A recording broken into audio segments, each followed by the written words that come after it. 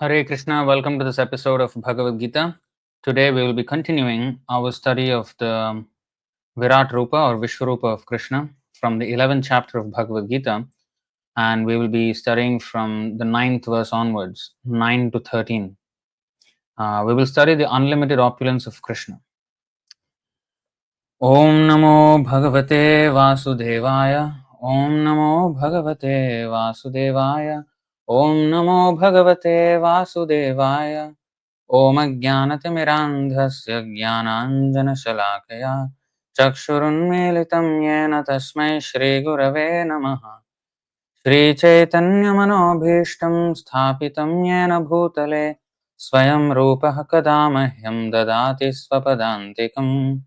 वन्देऽहं श्रीगुरो श्रीयुतपदकमलं श्रीगुरुन् वैष्णवांश्च श्रीरूपं साग्रजातं सहगण रघुनाथान्वितं तं सजीवं साद्वैतं सावधूतं परिजनसहितं कृष्णचैतन्यदेवं श्रीराधा कृष्णपादान् सहगण ललिता श्रीविशाखान्वितांश्च हे कृष्ण करुणा सिन्धो दीनबन्धो जगत्पते गोपेश गोपिका कान्त राधाकान्त नमोऽस्तुते तप्त काञ्चन गौराङ्गे राधे वृन्दावनेश्वरी वृषभानुसुते देवी प्रणमामि हरिप्रिये वाञ्छाकल्पतरुभ्यश्च कृपा सिन्धुभ्य एव च पतितानां पावनेभ्यो वैष्णवेभ्यो नमो नमः।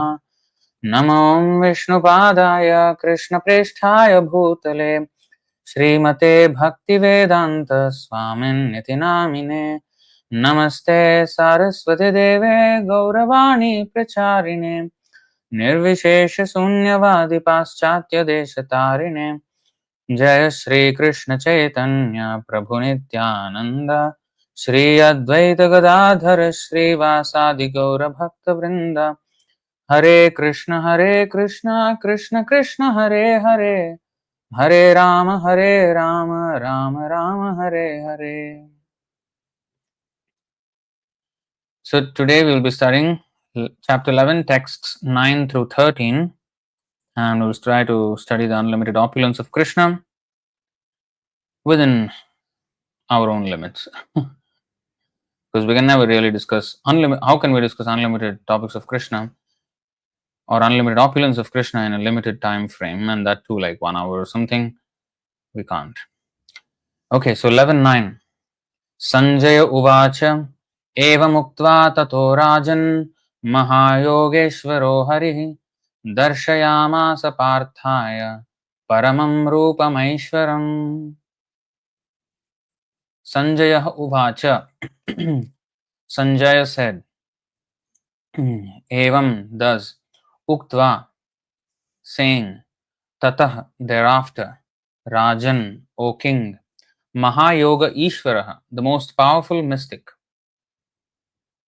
Hari, the Supreme Personality of Godhead Krishna, Darshayamasa, showed, Parthaya, unto Arjuna, Paramam, the divine, Rupam, Aishwaram, universal form.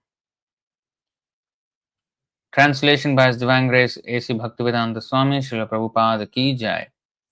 Translation. Sanjaya said, O king, having spoken thus, the Supreme Lord of all mystic power, the personality of Godhead, displayed his universal form to Arjuna.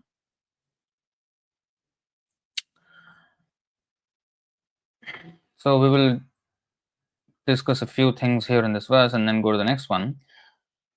So Mahayogeshwaro Harihi. So we don't want to worship some god who is a cheapskate yogi. We don't want to worship any yogi, so-called ascetic. There are many who first of all practice yoga in a yoga studio. That's not real yoga. Yoga means the Ashtanga should be there. Ashtanga yoga. Yama, Niyama, Asana, Pranayama, Dharana, Dhyana and Samadhi. Is that 8? Yama, Niyama, Asana, Pranayama, Pratyahara, Dharana, Dhyana, Samadhi. So 8 parts of the yogic system, but nowadays people only do asana and pranayama. That's all. Without yama, without niyama, without rules and regulations. Simply do some postures and breathing. So that's not yoga. And even if one is actually yogi, accomplished yogi, who can do wonderful things, because there are Ashtasiddhi, a real yogi, he can display Ashtasiddhi, 8 kinds of yogic perfections, like becoming smaller than the smallest, lighter than the lightest, heavier than the heaviest. He can reach and take anything from anywhere. He can control other people's minds. So in this way, there are 8 kinds of perfections. What is that? Anima, Laghima, Prapti, Ishita, Vasita, Vashita, Kamavasayini. So actually, there is a description in one purport of all these 8 siddhis in brief. I think, let me see if I can find it.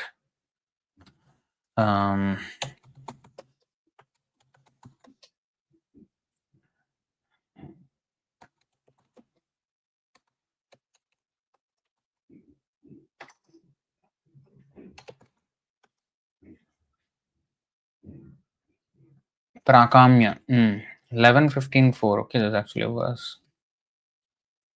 अणिमा महिमा मूर्तेर्लघिमा प्राप्तिरिन्द्रियैः प्राकाम्यं श्रुतदृष्टेषु शक्तिप्रेरणमेषि ईशिता गुणेष्वसङ्गो वशिता यत्कामस्तदवस्यति एता मे सिद्धयः सौम्य अष्टावौत्पत्तिकामताः.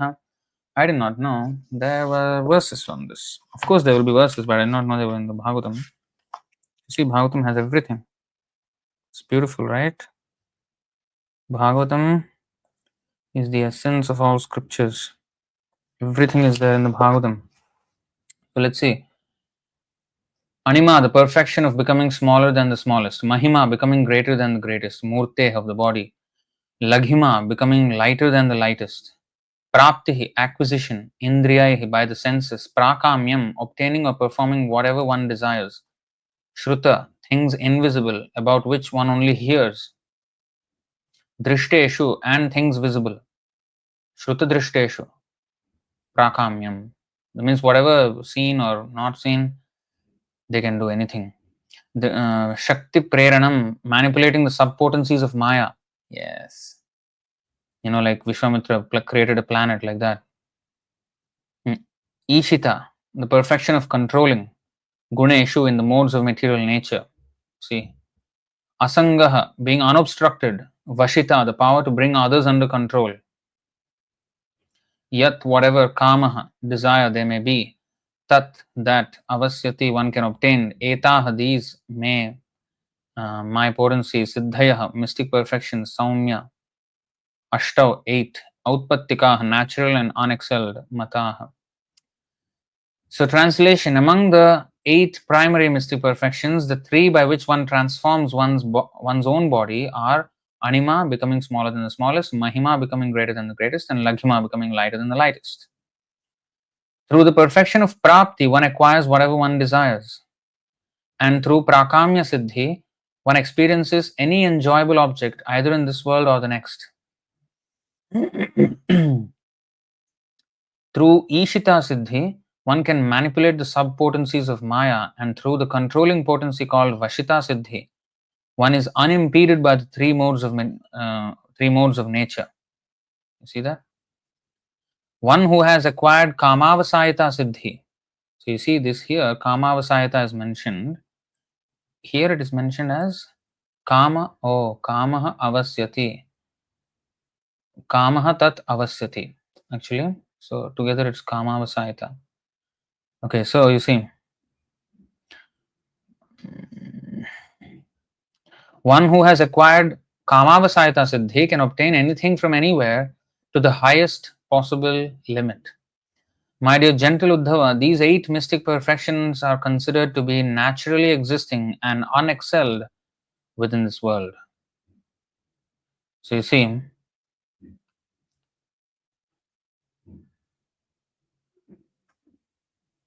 to an extent, the modern technological advancement is kind of doing these things, but in a very gross way. It's not a very refined way. In a very crude, way they are doing it. So let's see, just try to understand when we say Maha Yogeshwaraha, Harihi. So we have to understand what is actually a yogi first. Then we will talk about Yogeshwaraha. Okay? There is, of course, the last verse of Bhagavad Gita, Yatra Yogeshwara Krishno, Yatra Partho Dhanurdharaha, Tatra Shrir Vijayo Bhutir Dhruva Nitir Matir Mama. So wherever there is the Yogeshwara Krishna, and wherever there is the ultimate archer Arjuna, who is the greatest devotee, there is unlimited, what is that? Tatra Shrir, and opulence, Vijaya. Vijaya means victory, Bhutir, Dhruva, Nitir. Dhruva means, so no, Dhruva means no. What is that? Nitir, morality. And what is the other one? Bhutir means, let's go to that. I cannot go ahead without knowing that. Dhruva, Nitir, Matir, Mama.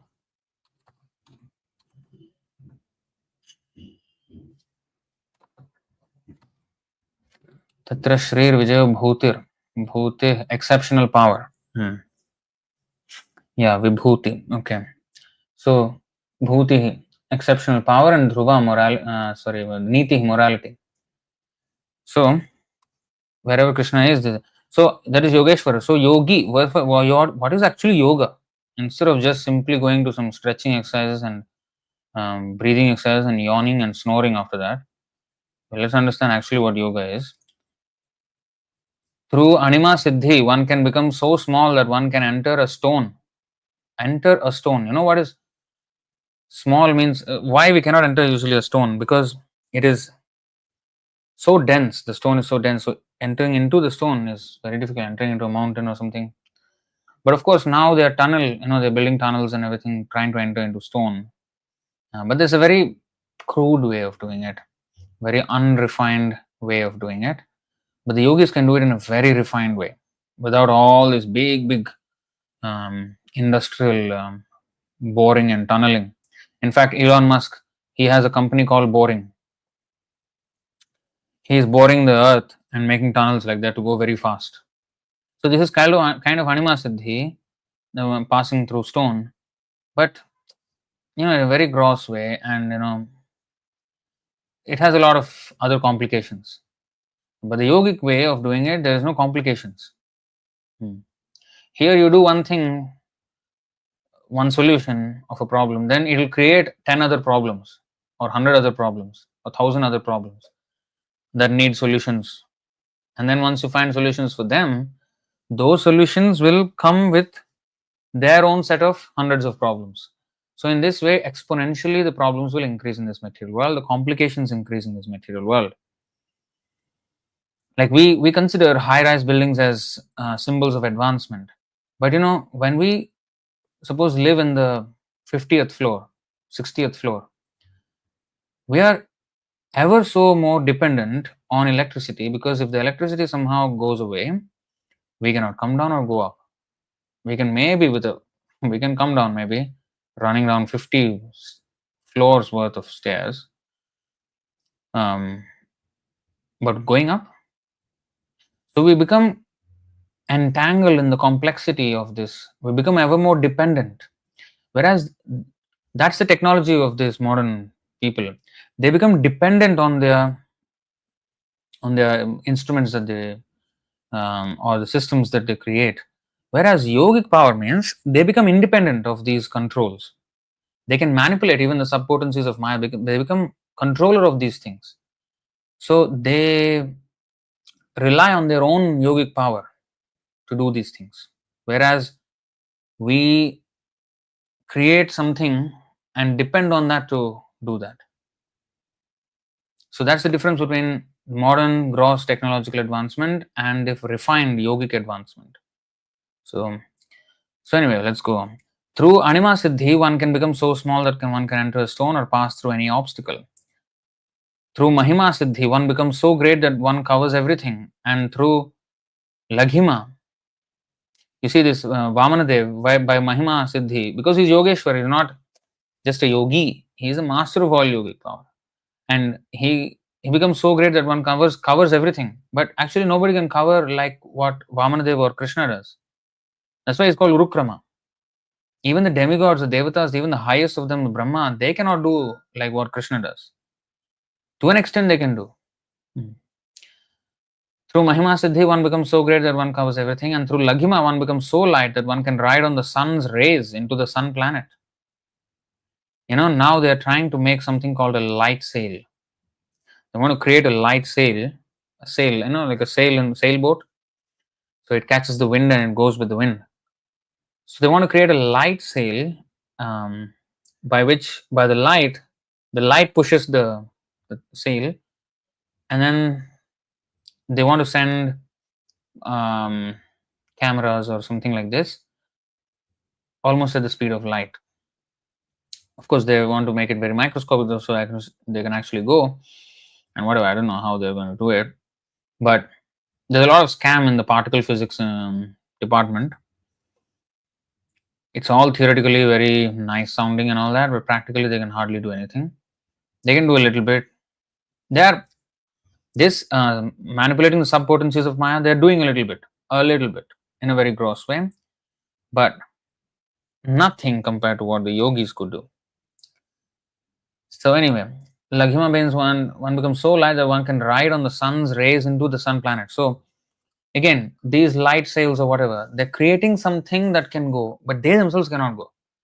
And they're trying to create a capsule or a rocket and then depend on the rocket's capacity in order to go somewhere, maybe moon or Mars or whatever they're trying to go.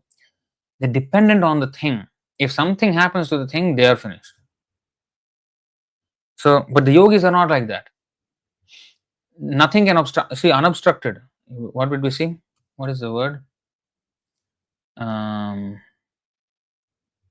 Unimpeded. You see, Vashita means one is unimpeded by the three modes of nature. That is the yogic siddhi. They are unimpeded by this, the laws of nature.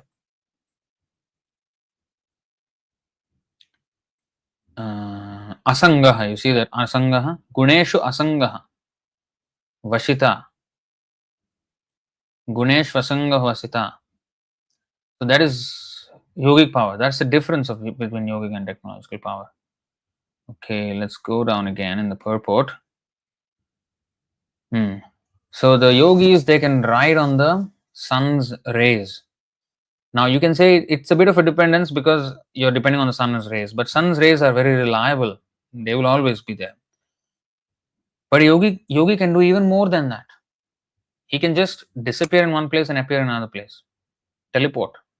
They can do this without anything else. Just relying on their own yogic power. They can do these things.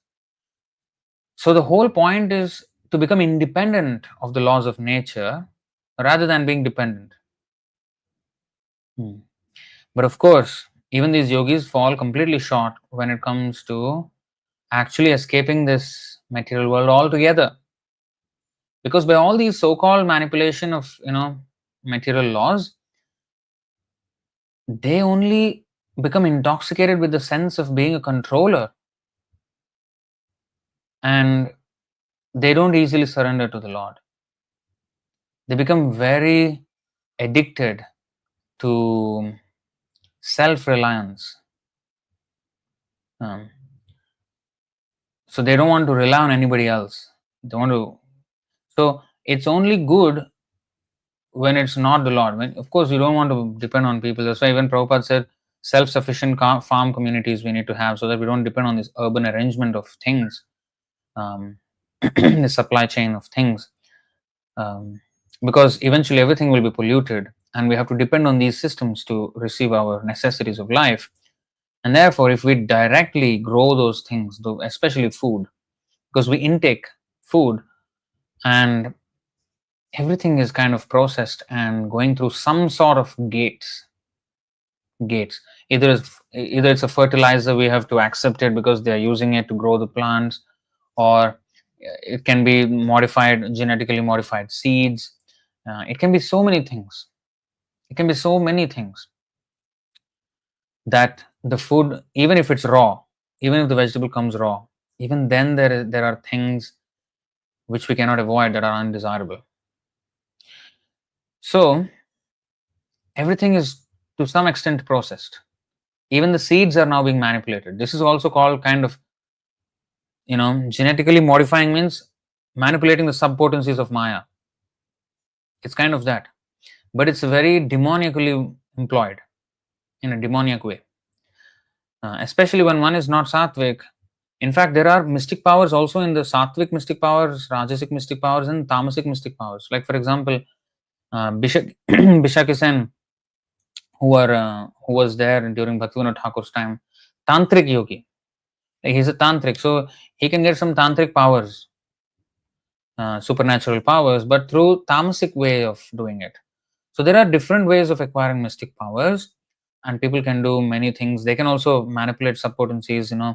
He was making the whole town sick just by his mystic power, and he could stay without eating and drinking and sleeping for 21 days. He stayed like that without a slightest decrease in his vitality and energy.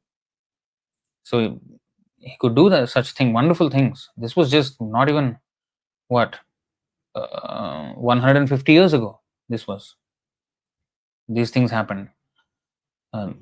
So those are tamasic mystic powers, but mystic powers nonetheless. So there are different ways that these mystic powers can be achieved, and modern technology is a kind of mystic power. Now I am also speaking in this live stream.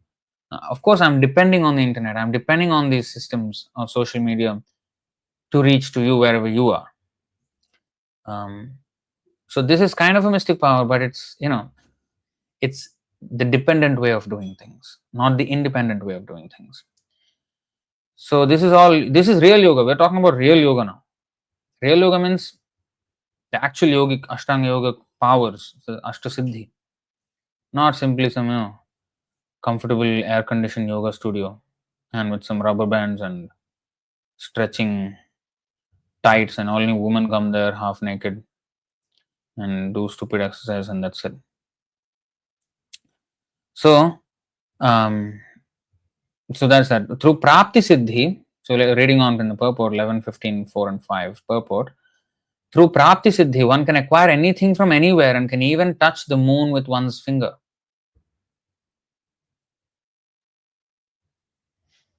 One's finger. These people are trying to go and send machines there.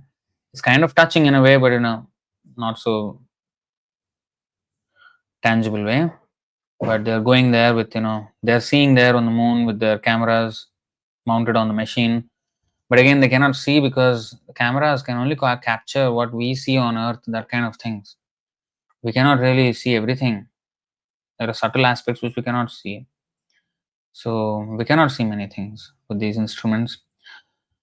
So anyway, at least they went somewhere and did something. But it's a very gross way. Through Prapti Siddhi, one can acquire anything from anywhere and can even touch the moon with one's finger. By this mystic perfection, one can also enter into the senses of any other living entity through the predominating deities of the particular senses, and by thus utilizing the senses of others, one can acquire anything. You see this?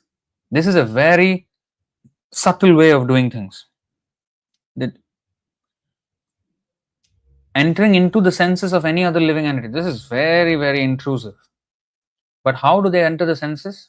Because we all have privacy settings of this and that, Nothing works with these yogic powers because they manipulate the subtle potencies of the deities which control the senses. So through those predominating deities of the particular senses, they enter into the senses of others. And especially in Tantric Yoga also this is there. So that is that. And by thus utilizing the senses of others, one can acquire anything. So ghosts also kind of do a little bit of this. They possess other weak people, and then they do things which they want to do. So ghosts also have, to an extent, this power. So there are gradations of these mystic powers, and highly accomplished yogi, especially in the upper planetary systems above Svargaloka, Maharloka, Janaloka, Tapoloka, Satyaloka, they are masters at these powers. So they are so advanced that they can do anything, but they don't have these horrible city urban like things. Today we see these big machines and skyscrapers and think that, whoa, this is advancement, this is the upper echelon of civilization. But in the Maharloka, Janaloka, Tapaloka, Satyaloka, and even in the heavenly planets, natural beauty is more. I mean, there is opulence, there is very gaudy opulence, but in the heavenly planets. But the mystic powers, the powers that they have, are not like technologically charged powers, like electricity. I mean, they have electricity, like Indra is in charge of thunderbolt. I mean, the lightning. That's electricity. Now, for us, it looks like an uncontrolled, random, light in the sky. There's no shape. There is no like set pattern of how it comes. That's how it appears to us. For Indra, it's completely under his control. In fact, he can. You see how much voltage is there in that lightning. That is so much more controlled in the heavenly planets, and it comes without these big dams and big turbines and coal, what is that, energy generating, what is it called, um, powerhouse, whatever. It does not come with that. It's just by his mystic power, by the powers that they're born with. Siddhaloka, they're born with mystic powers. They don't even have to try to acquire them. So Mahaloka, Janaloka, Tapaloka, Satyaloka, they're not interested in even the heavenly opulences. They are above heavenly opulences. They're all perfected sages there. And there, it's all natural beauty. It's all fully, the whole thing is full of natural beauty, the whole planets. But the people there are extremely advanced in all kinds of manipulative powers, yogic powers, with which they can manipulate so many things in this universe. But they are satisfied in their meditation on the Lord. Or sometimes they're not sure about who the Lord is. Sometimes they sing Shiva, sometimes they have those confusions as well, even in those higher planets. So to come to the point of actually becoming a complete devotee of Krishna, that's higher than even all these inhabitants of the higher planets. Of course, there are people, devotees there, but there are also non-devotees there. Sages, powerful sages, but still non-devotees. So by this mystic perfection of what? Prapti Siddhim, one can, yes, this we have read, we enter into the senses of others. And through prakamya, one can experience any enjoyable object either in this world or the next. Shruta drishteshu. So some things which we have only heard, for example, parijata flower. We have heard about parijata flower. But to actually experience the fragrance of that parijata flower sitting here on earth, a yogi can do. If he wants to know, okay, I really want to know how parijata flower looks like. What is this about, Krishna's story about parijata flower and the whole fight? I want to see parijata flower. A real yogi, he can actually experience that parijata flower wherever it is in the universe, in the heavenly planets. He can actually experience that. Prakamya Siddhi. Ishita, or the controlling potency, through Ishita, one can manipulate the subpotencies of Maya, which are material. In other words, even by acquiring mystic powers, one cannot pass beyond the control of illusion. See this? So there's a sense of control that you have, but actually you're not outside of the illusion. You're still an illusion completely. So he cannot pass beyond the control of illusion. However, one may manipulate the subpotencies of illusion. Through Vashita, or the power to control, one can bring others under one's dominion or keep oneself beyond the control of the three modes of nature. Vashita. Ultimately, one acquires through Kamavasayata the maximum powers of control, acquisition, and enjoyment. The word Autpattika in this verse indicates being original, natural, and unexcelled. You see this? Original, natural, and unexcelled. What does it mean? So again, these are acquired by natural means, not by artificial means, like these, like this. Now we are having this live stream. Artificially, I may look like I have some mystic power. It's a reflection of mystic power through some devices that we have created or we are taking advantage of. But it's a very artificial way of so-called mystic power. We don't have really mystic powers, but we depend on certain things and manipulate certain things to make it look like we have. Just like the smartphones, we call them smartphones, but we're not really smart by using those phones. In fact, if anything, we're becoming more dumber by the minute. Um, while the phones are actually smart in making us dumb. So we're depending, and even if we are doing something with the phone to communicate with others on the other side of the globe, that's wonderful mystic power, actually. I mean, imagine a world like 400 years ago where there was none of these technology, and if I can speak with someone 6,000 kilometers away from me and talk to him in a conversation, is that not a mystic power? It is. So it's at scale now. Everybody has this mystic power, but too much noise, too much noise. And because of that, too much distraction. And the real goal is lost. And also, we're becoming ever more dependent on these things. So, Kamavasayata, the maximum powers of control, acquisition, and enjoyment. So, these are original, natural, and unexcelled. None of these technological advancements can compare to this yogic advancement. None of them. It's unexcelled.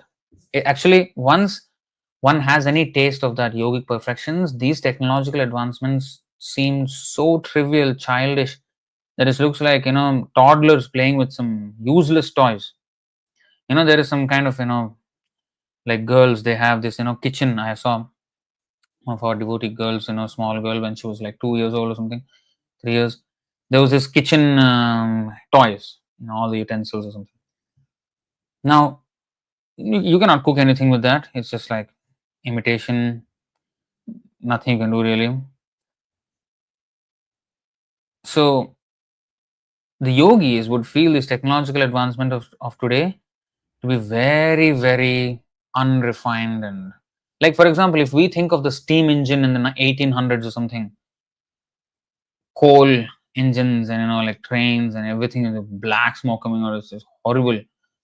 We expect metro system to be without any smoke. It's all electric, and we're just sitting there and comfortably air conditioned. Compare that with 1800s, smoke. You have to sit in the train like that and dirty all over, steam engine or whatever. So it's like that. Compare our WhatsApp text message to a telegram. Now there is a telegram app, but we're talking about the actual telegram. Back in the day, even Prabhupada's time, they used to use telegram. They're short, very fast message, but very fast means within maybe minutes or something, the other person can get. So each and every letter, each and every character is charged. So sending a telegram means is very expensive affair, and you're charged for every character that you. So they write it very small, very short. So so Prabhupada also used telegram, and there are nice stories. Recently, I read some devotee stuck in Pakistan, and he asked them to come immediately, something like that. He sent just that in telegram. So something like that. So anyway, these 8 mystic potencies originally exist in the Supreme Personality of Godhead Krishna in the superlative degree. Highest, unequaled, never to be equaled degree. Lord Krishna becomes so small that he enters even within the atomic particles, and he becomes so large that as Mahavishnu he breathes out millions of universes. The Lord can become so light or subtle that even great mystic yogis cannot perceive him, and the Lord's acquisitive power is perfect because he keeps the total existence eternally within his body. The Lord certainly can enjoy whatever he likes, control all energies, dominate all other persons, and exhibit complete omnipotency. Therefore, it is to be understood that these 8 mystic perfections are insignificant expansions of the mystic potency of the Lord. You see that? These 8 mystic perfections are insignificant expansions of the real mystic potency of the Lord, who in the Bhagavad Gita is called Yogeshwara, the supreme Lord of all mystic potencies. These eight perfections are not artificial but are natural and unexcelled because they originally exist in the Supreme Personality of Godhead. This is such a wonderful verse, very apt compared to, in context of today's topic. So we want to worship that God who is actually Yogeshwara Hari, not simply some cheapskate magician who's a. Magicians are not yogis. They cheat you. They cheat you. They're cheaters actually. They don't have any powers. They make you think that they have some powers. They cheat you. Expert at cheating. And people actually pay and be entertained by that cheating. But yogis actually have powers. They actually have. So, that is the Lord that we want to worship.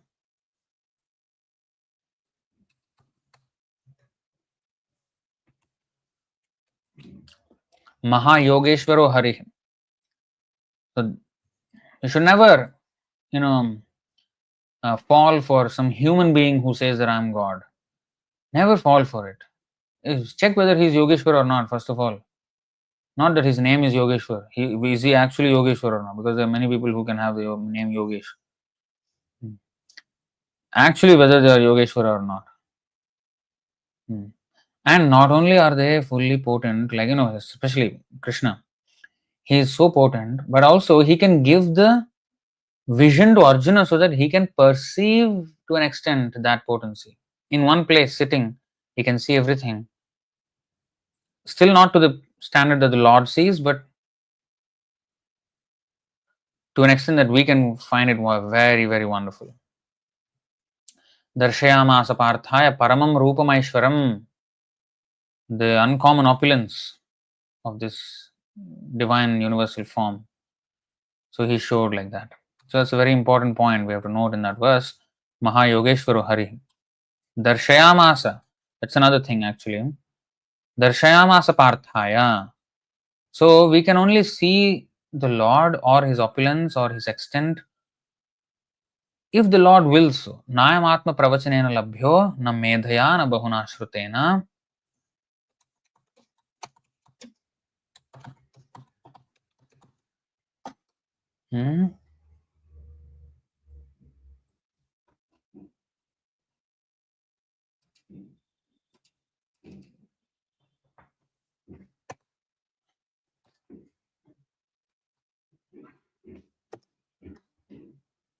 Okay, here.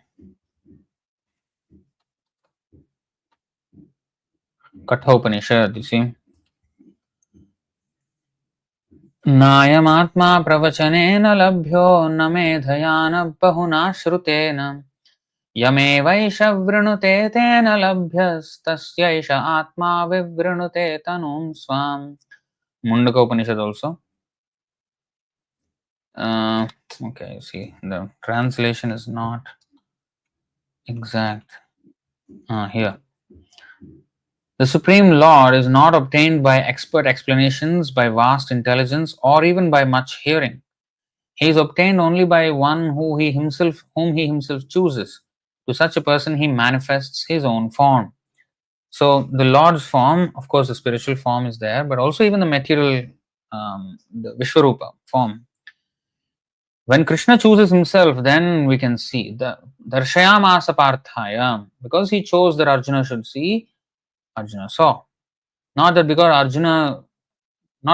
Arjuna had a qualification that he could see by himself. No, with our exercise of our senses, panthastu koti shatavatsara sampragamyo vayo rathapi manaso munipungavanam. For millions of years, with the exercise of our senses, mind, and intelligence, we can never reach any understanding about the Supreme Lord unless he himself reveals. Then, with these very eyes, we can see. Nayane heribo sada jugal rupa rasi.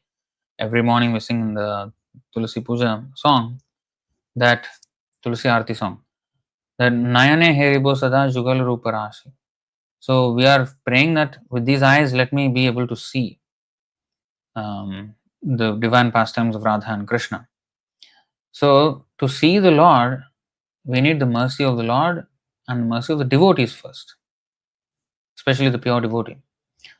So in this way, darshayamasa parthaya.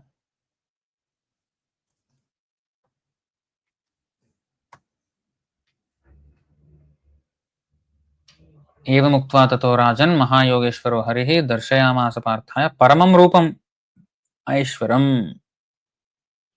Paramam Rupam Aishwaram. This is the Aishwaram means the opulence. So opulent form, the ultimate opulent form that can be realized in this material world, he showed. Okay, so this is a very beautiful verse. Two verses, 11:10 and 11:11. So the description of the universal form in brief. अनेक वक्त्र नयनम अनेकाद्भुत दर्शनम अनेक दिव्याभरणम दिव्यानेकोद्यतायुधम दिव्यमाल्याम्बरधरम दिव्यगंधानुलेपनम सर्वाश्चर्यमयं देवम अनंतं विश्वतोमुखम. It's beautiful verses, very, very beautifully composed even, because all very nicely rhyming. But also, how many times the word aneka is used, you see?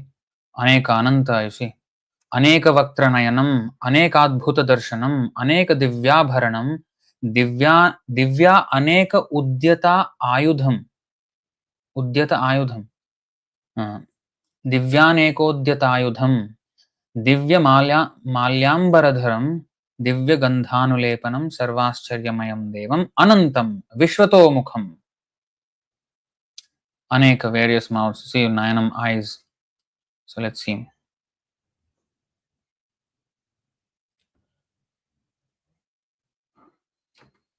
Arjuna saw in that universal form unlimited mouths, unlimited eyes, unlimited wonderful visions.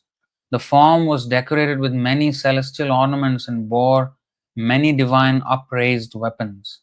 He wore celestial garlands and garments, and many divine scents were smeared all over his body. All was wondrous, brilliant, unlimited, all expanding. See that description. Purport. In these two verses, the repeated use of the word many or aneka or ananta indicates that there was no limit to the number of hands, mouths, legs, and other manifestations Arjuna was seeing. What kind of a wonderful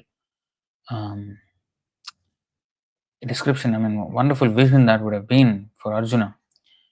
You know, these manifestations were distributed throughout the universe, but by the grace of the Lord, Arjuna could see them while sitting in one place. That was due to the inconceivable potency of Krishna. So here also, I want to explain some things. See,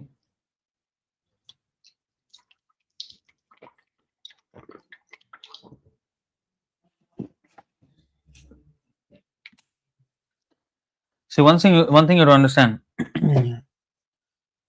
Krishna gave Arjuna not only divine eyes to see, but also here it is mentioned that there are many scents, fragrances. Divya gandhanulepanam.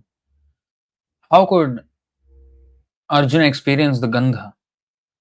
That means all the senses of Arjuna were,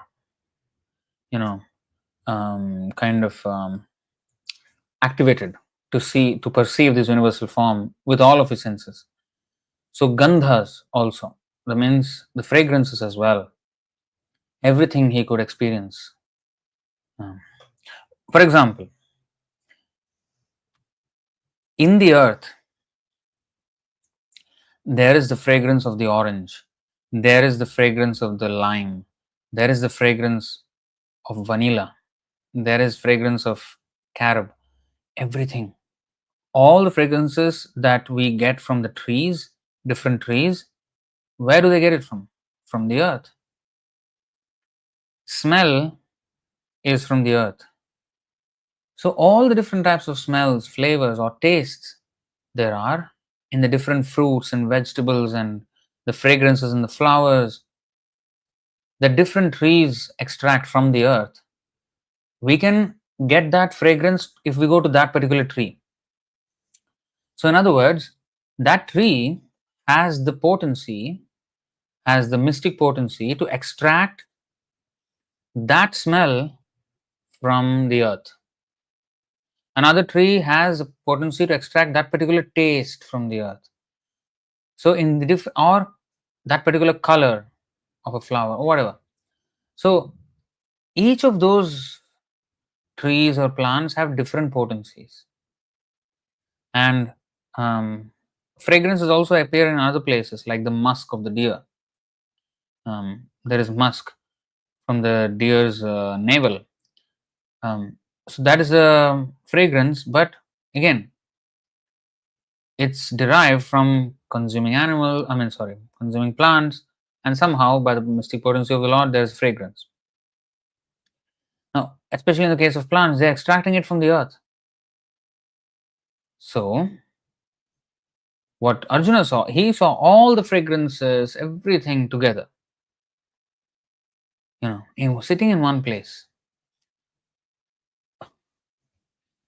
You imagine scientists sending a rocket into space and moon or Mars or whatever, even into space.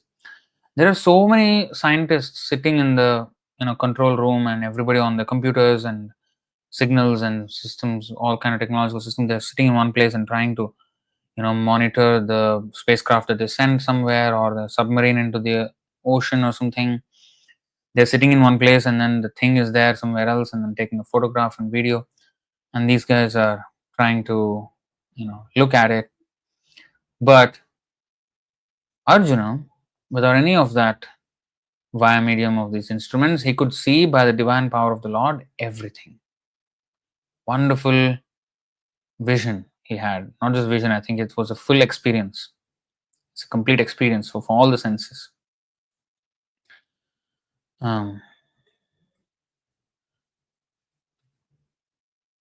So purport, right? Let's read the purport. In these two verses, the repeated use of the word, oh, we have already read this?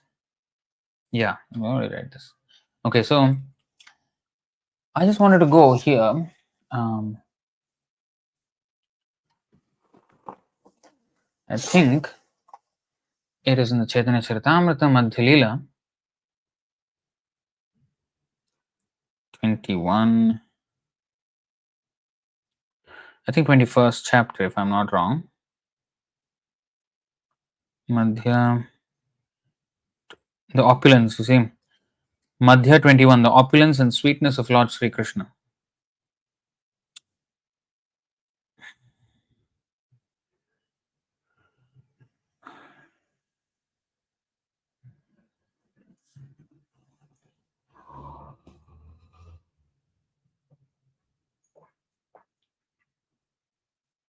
Okay, I want to show some, because this particular two verses are a lot of mention of the word Aneka Ananta. It will be good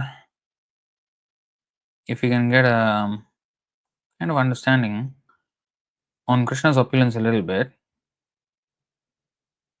So we'll go to this chapter. Let's see how much time we have. We will go here. It's a very interesting description of Krishna's unlimitedness. You see this Madhya, CC Madhya, 21st chapter, the opulence and sweetness of Lord Sri Krishna. This is the chapter.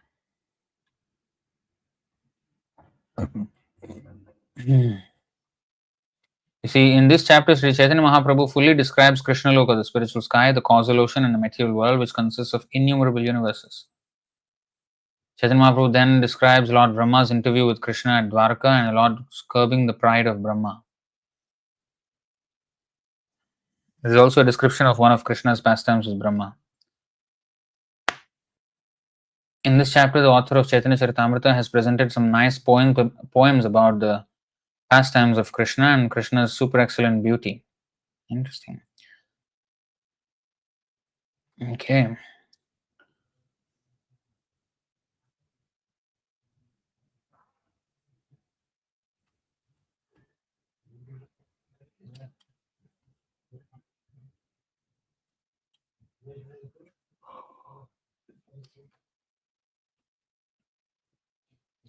So see, now the description starts. Sri Chaitanya Mahaprabhu continued, all the transcendental forms of the Lord are situated in the spiritual sky. They preside over spiritual planets in their abode, but there is no counting those Vaikuntha planets. So you see, Vaikuntha planets, no counting, so many.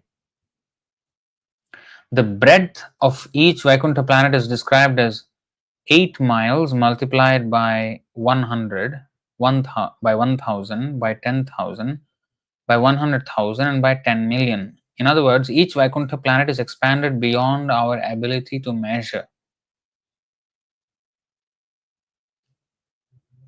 Each Vaikuntha planet. Each Vaikuntha planet is very large and each is made of spiritual bliss, Chinmaya.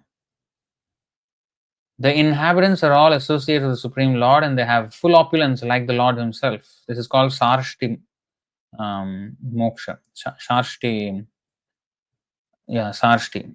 This is one of the kinds of liberation. Sarupya, Sarokya, Sarshti, Samipya. And of course, there is Sayujya, Ekatva, which is not really an opulence and the devotees don't want it. But the other four also, they don't really want it, but if the Lord gives, it's not against devotional principles. So, Sarshti is to have the same opulence as the Lord. That means the same, not just the riches and but also all the yogic opulences. Because, for example, the Vishnudutas who came to stop Yamadutas from taking Ajamil, there is no one in the universe who can check Yamaraj or his servants from taking away anyone at the time of death. But Vishnudutas could easily control that situation and said, no, you're not going to take him. That kind of opulence, that kind of command, nobody has. So the Lord has. And similarly, the Lord's servants also have. See? The inhabitants are all associated with the Supreme Lord and they have full opulence like the Lord Himself. This is how the Vaikuntha planets are all situated.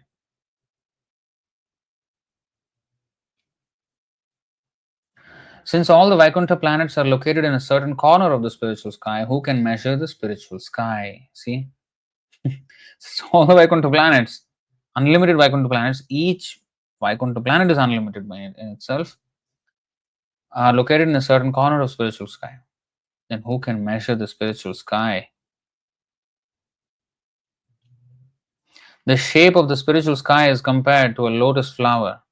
The topmost region of that flower is called the whorl, and within that whorl is Krishna's abode, Goloka Vrindavan. The petals of the spiritual lotus flower consist of many Vaikuntha planets. Eimata Shadaishwarya Sthana Avatar. So each Vaikuntha planet is full of spiritual bliss, complete opulence in space, and each is inhabited by incarnations. If Lord Brahma and Lord Shiva cannot estimate the length and breadth of the spiritual sky and the Vaikuntha planets, how can ordinary living entities begin to imagine them? Some Sanskrit here. 10:14:21 by Brahma. Ko vetti bhuman bhagavan paratman yogeshvarotir Kva va katham va kati va kadeti vistarayan kridasi yogamayam. Yogeshwara. We are finding this word Yogeshwara by chance everywhere. Let me note down. CC 221.9, which is SB 10:14:21. Kvava kathamba kativa kadeti. Alliteration. O Supreme Great One, O Supreme Personality of Godhead, O Super Soul, Master of all mystic power, your pastimes are taking place continuously in these worlds. But who can estimate where, how, and when you are employing your spiritual energy and performing your pastimes? No one can understand the mystery of these activities. Mind you, Brahma is one of we are talking about these 8 mystic perfections. Brahma can create the entire universe with his mystic powers. There's nobody in this universe except from Lord Shiva who is equal, anywhere close to equal to Lord Brahma. in mystic yogic perfections. And he is saying this.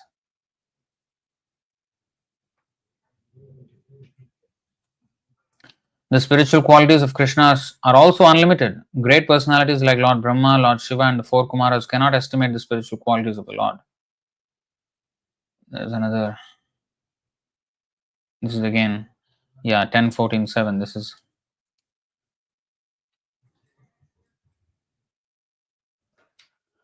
गुणात्मनस्तेऽपि गुणान् विमातुं हितावतीर्णस्य क ईशिरेस्य कालेन यैर्वा विमिताः सुकल्पैर्भूपांशवः खेमिः काद्युभासः.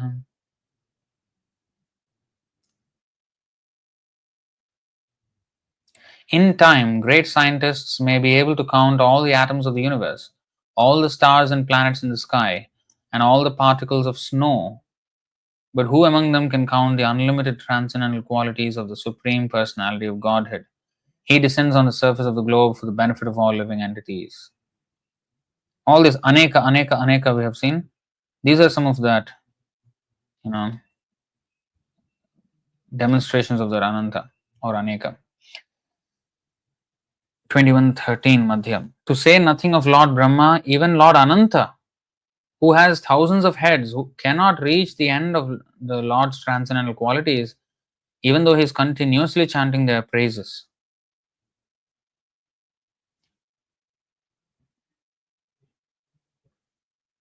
Nantam Nantam vedamyahamami munayograjaste maya balasya purushasya kuto varaye gayan gunan dashashatanana adideva sheshodhunapi samavasyati nasya param. What is this? Bhagavatam 2:741.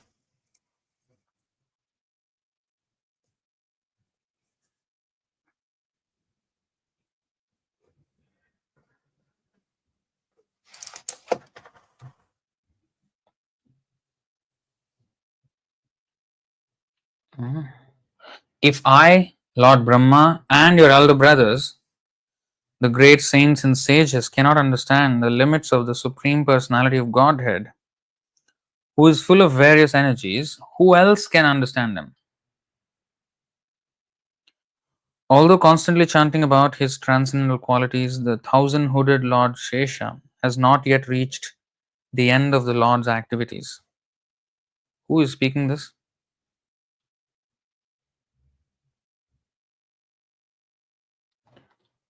Okay, we have to go to this was spoken to Narada Muni by Lord Brahma, is also from Srimad Bhagavatam.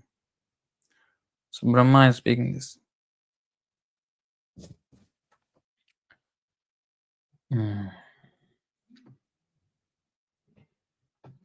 Then, to say nothing of Anantadev, even Lord Krishna himself cannot find an end to his own transcendental qualities. Indeed, he himself is always eager to know them. This is 1087:41. Beautiful. All these verses all in one place.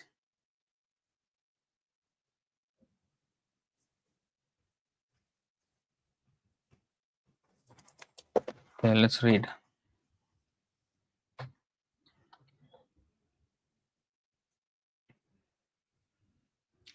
द्युपतय एव तेन ययुरन्तमनन्ततया त्वमपि यदन्तराण्डनिचयाननुसावर्णाः ख इव रजांसि वान्ति वयसा सह यच्छ्रुतयस्त्वयि हि फलन्त्यतन्निरसनेन भवन्निधना.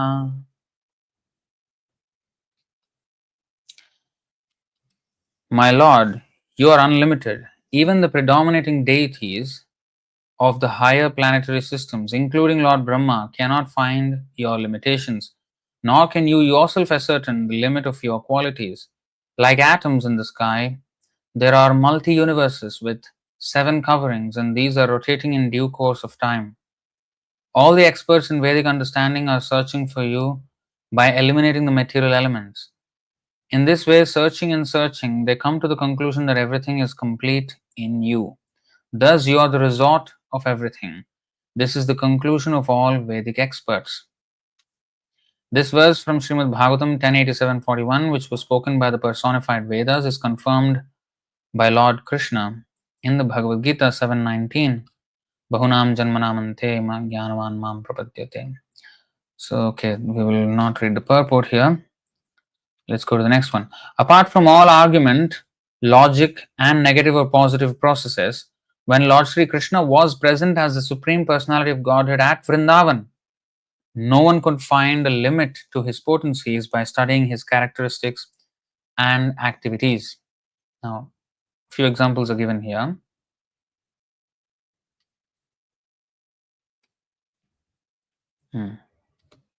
At Vrindavan, the Lord immediately created all material and spiritual planets in one moment. Indeed, all of them were created with their predominating deities. We do not hear of such wonderful things anywhere else. Simply by one's hearing of those incidents, one's consciousness is agitated and cleansed. Brahma Vimohan Leela is mentioned here. You see, here Prabhupada is writing, when Krishna saw that Brahma had stolen his calves and cowherd boys, he immediately created many material and spiritual planets in Lord Brahma's presence. I did not know he did this. He became many and then became all the cowherd boys and calves. But he also created many material and spiritual planets in Lord Brahma's presence. Within a moment, cowherd boys, calves, and unlimited Vaikunthas, all expansions of the Lord's spiritual energy, were manifested.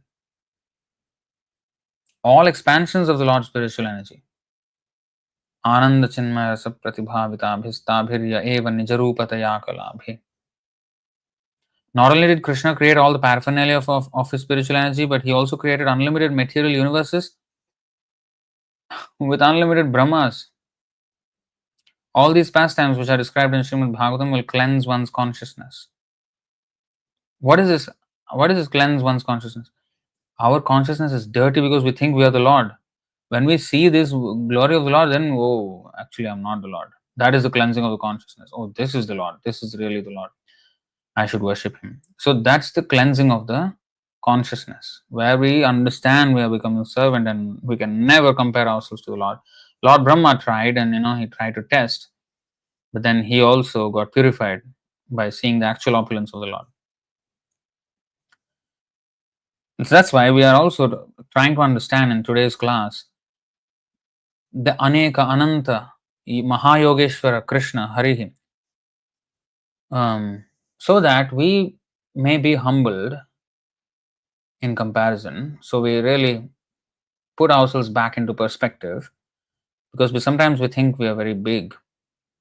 There was this nice incident of Prabhupada chastising Tamal Krishna Goswami. He said, unlimited Vaikuntha planets are there, and his material world is one small place in that spiritual sky. In this material world, there are millions of universes. In each universe, there are millions and trillions of planets. In each planet, out of those millions and trillions of planets, Earth is one such planet. On the Earth, there are thousands and millions of towns and cities. In that, Los Angeles is one small dot. And in Los Angeles, there are millions of human beings. Let's not talk about the other ants and everything, all other souls. Human beings, millions. And in that, Tamal Krishna is one of them, and he thinks he's very great. Prabhupada, put the whole thing in perspective. How small, how insignificant we are. So, the display of the universal form is not only to show the opulence of the Lord, but also to immediately, through the comparison, indirectly, bring into perspective our own infinitesimal, insignificant, absolutely, utterly powerless situation, so that we actually become humble and bow down our heads at the Lord, at the feet of the Lord. That's the whole point. So Brahma experienced this. See, um, in this way, one can actually understand the absolute truth.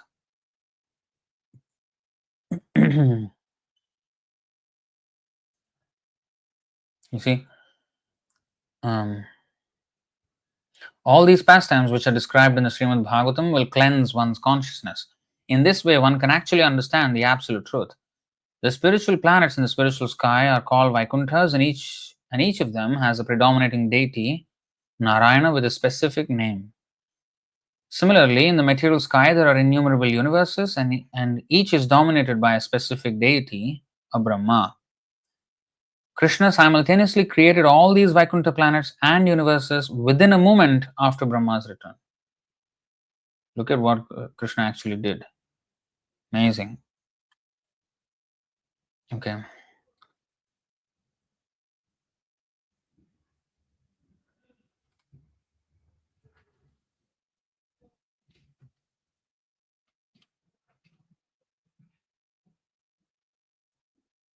So you can go and read the purports for more detail. So reading on 21:20. According to Shukadeva Goswami, Krishna had unlimited calves and cowherd boys with him. No one could count their actual number. एक एक गोप करे जे वत्स चारण कोटि अर्बुद शंख padma tahara ganan. This is a very important verse. Very interesting verse and important. Each of the cowherd boys, now he had unlimited cowherd boys, friends, with whom he was playing. Each of those cowherd boys, each of those unlimited cowherd boys, was tending calves to the extent of a koti, arbuda, shankha, and padma. That is the way of counting. Purport. According to Vedic mathematical calculations, the following enumeration system is used: units, tens, dasha; hundreds, shata; thousands, sahasra; 10,000s, ayuta; and 100,000s, laksha.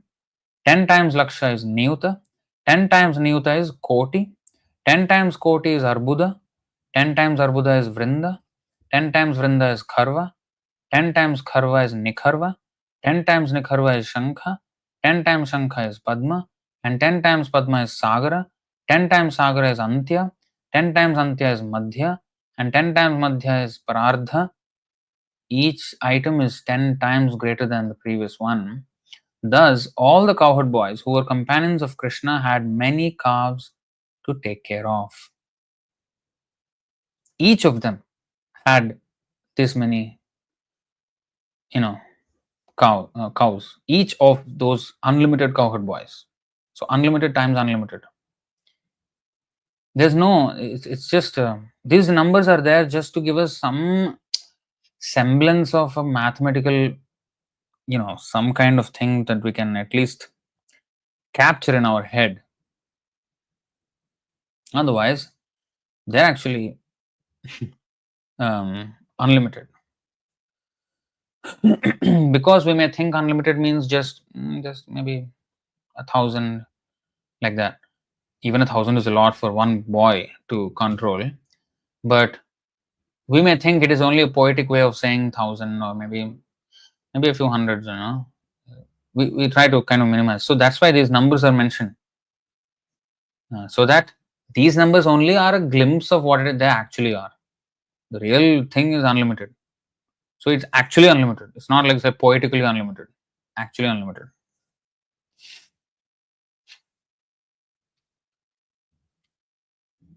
Vetra Venu Dala Shranga Vastra Alankar Gopaganir Jata Tara Nahi Lekha Par. All the cowherd boys had unlimited calves. Similarly, their canes, flutes, lotus flowers, horns, garments, and ornaments were all unlimited. They cannot be limited by writing about them.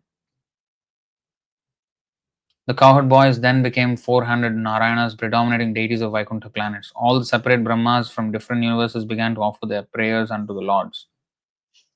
All these transcendental bodies emanated from the body of Krishna, and within a second they all entered again into his body. When the Lord Brahma from this universe saw this pastime, he was astonished and struck with wonder. After offering his prayers, he gave the following conclusion.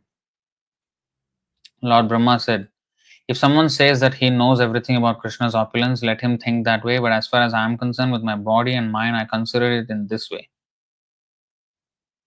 This is actually a Sanskrit verse also, 10, 14, 36. I think next verse maybe will be that. My Lord, your opulence is like an unlimited ocean of nectar, and it is verbally and mentally impossible for me to realize even a drop of that ocean. Brahma is saying this, the biggest yogi of this universe.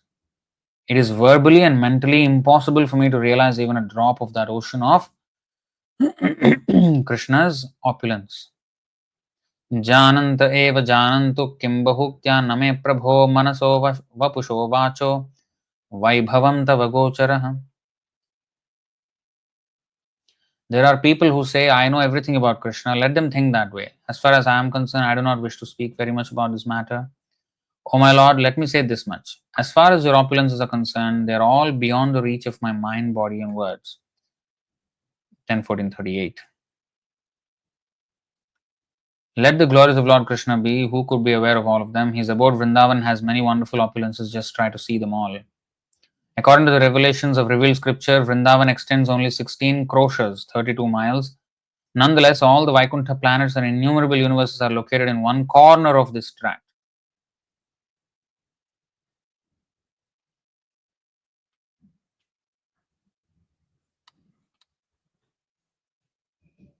No one can estimate the opulence of Krishna, that is unlimited. However, just as one sees the moon through the branches of a tree, I wish to give a little indication. Shakhachandra Nyaya Kari Digdarshan.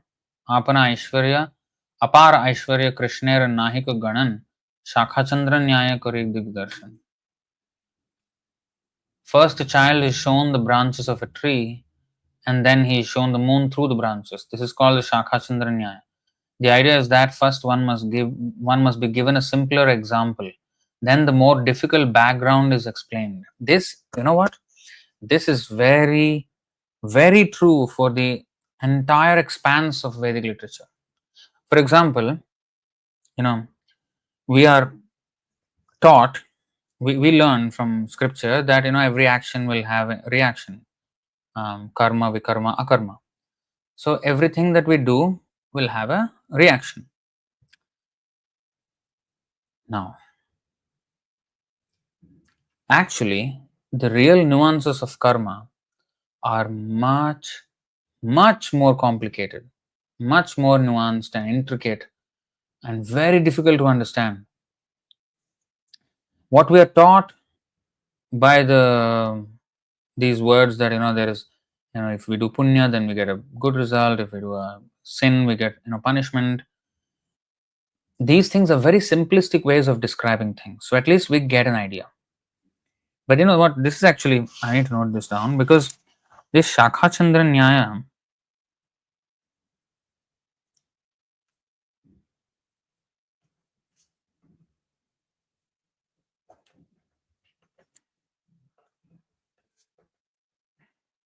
is actually how Krishna introduces himself to us, and how, for example, I'll give you one example. Krishna said in the Bhagavad Gita, Sarva dharman parityajyam mamekam sharanam vraja. Aham tvam sarva papebhyo mokshayishyami ma shuchaha. Now, of course, that is the ultimate instruction of Bhagavad Gita. We should give up everything else and surrender to Krishna. That's the simplistic order. If you want to really follow that order, there are many more nuances. And first of all, before even Mamekam Sharanam Vraja, if we want to do that, we must first of all go to the Guru and understand from the Guru. Of course, that is mentioned in another place in the Bhagavad Gita 4:34, but especially so in the Nectar of Devotion, which is Bhakti Rasamrita Sindhu of Rupa Goswami. The entire process of how to do this surrender, how to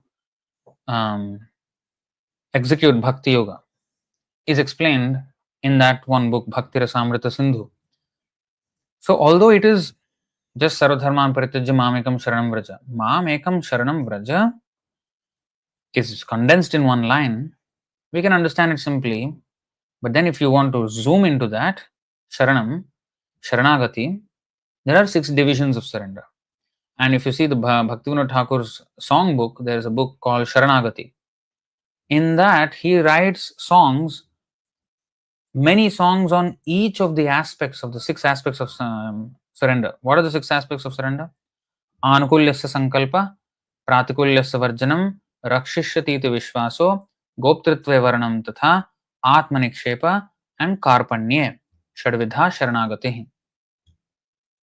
So these 6 aspects of surrender are to accept everything that is favorable for execution of Krishna consciousness, to reject everything that is unfavorable to Krishna consciousness, rakshishyati iti vishvasa. So to have the confidence or the faith that the Lord will protect. Protect means what? Protect our devotional service and depend on the Lord. And also not only our devotional service, like a devotee takes risks. Like Prabhupada took risk to go to America. He depended on the Lord for his protection, and the Lord protected him. He got heart attacks and everything, but the Lord protected him. Rakshishati iti vishvasa. Goptritve varanam. That means being um, accepting the Lord as one's guardian and master. And actually, this Goptritve Varanam is the center of all the 6 aspects. The other 5 are actually limbs. The main body is the Goptritve Varanam. That means to engage in the service of the Lord as one's, like a dog. Sarvasva tomar charane sopiya পড়েছি তোমার ঘরে তুমি তো ঠাকুর তোমার কুকুর. I forget the last line of that stanza. So in that song, Bhaktivinoda Thakur writes that I want to be like a dog of you, Krishna. Whenever you call the dog, the master calls the dog, and then the dog will jump and like very excited and wants to serve and if anything happens to the master, he will go and protect the master. So the dog is very loyal in that sense. So Bhaktivinoda Thakur is saying, I want to be a loyal dog of Krishna. So that means anything for Krishna's satisfaction. So that is Goptritve Varanam. To accept the Lord as one's guardian or master and do everything as a servant to him. And then there is Atmanikshepa, full self-surrender, and Karpanye means humility. So these 6 aspects are the 6 aspects of surrender, and each of them can be further divided into hundreds and thousands of subdivisions. For example, acceptance of the things favorable for Krishna consciousness. First thing to accept is the shelter of a guru, and the rules and regulations that he enunciates or instructs us to do. We have to do those things. So there's so much detail, deity worship, how to do, what not to do. Pratikulyasya varjanam, all the offenses that we should avoid in the course of devotional service. There are 64 different kinds of offenses. There is nama aparad, seva aparad, vaishnava aparad, dhama aparad. So many aparads we should avoid. So in this way, there are unlimited detail under each of these categories. So Shakha Chandra Nyaya is, the idea is that first one must be given a simpler example. Then the more difficult background is explained. So a child is first shown the branches of a tree, and then he is shown the moon through the branches. So it's like as if the moon is sitting on the branches, but actually the moon is far away.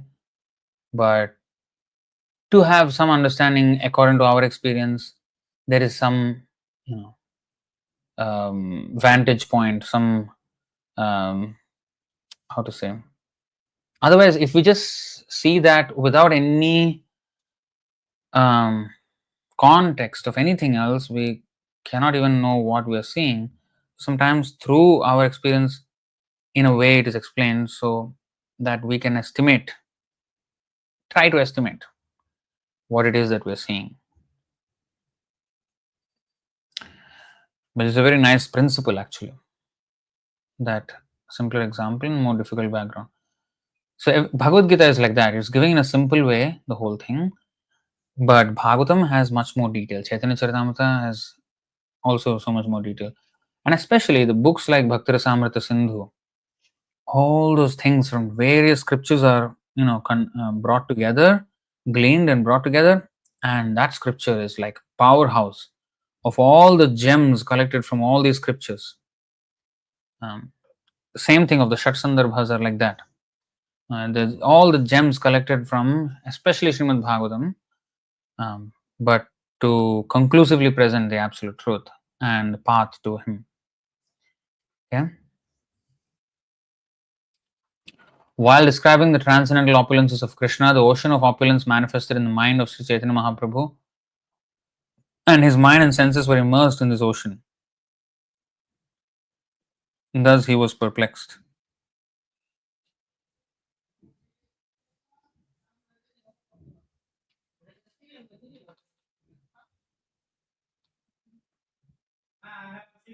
स्वयं त्वसाम्यातिशयस्त्र्यधीशः स्वाराज्यलक्ष्म्याप्तसमस्तकामः बलिं हरद्भिश्चिरलोकपालैः किरीटकोटीडितपादपीठः.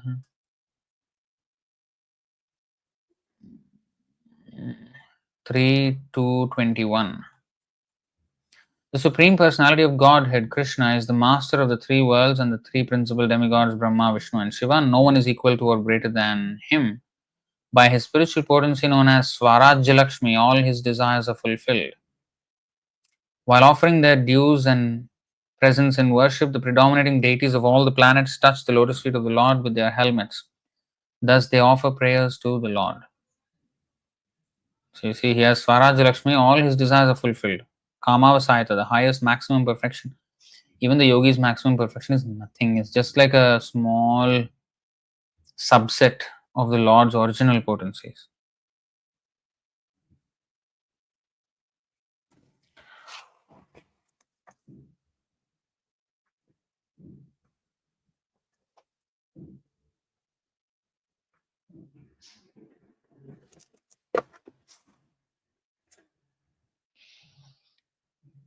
So, of course, this is all again.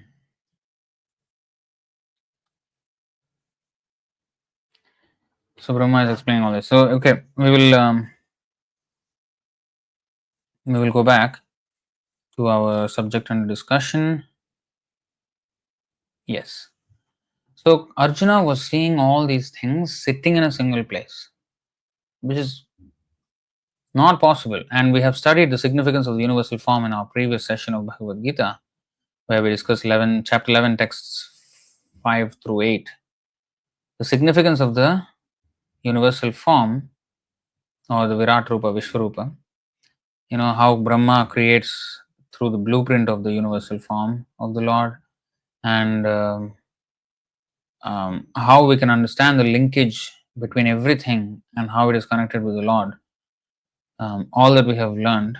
So all those things, like when it says that, when it is said that there are no unlimited faces, unlimited mouths, these are all kinds of things.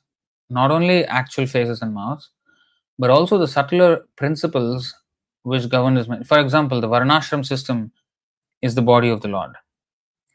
The head are the Brahmanas. The arms are the Kshatriyas. The bellies are the Vaishyas, and the legs are the Shudras.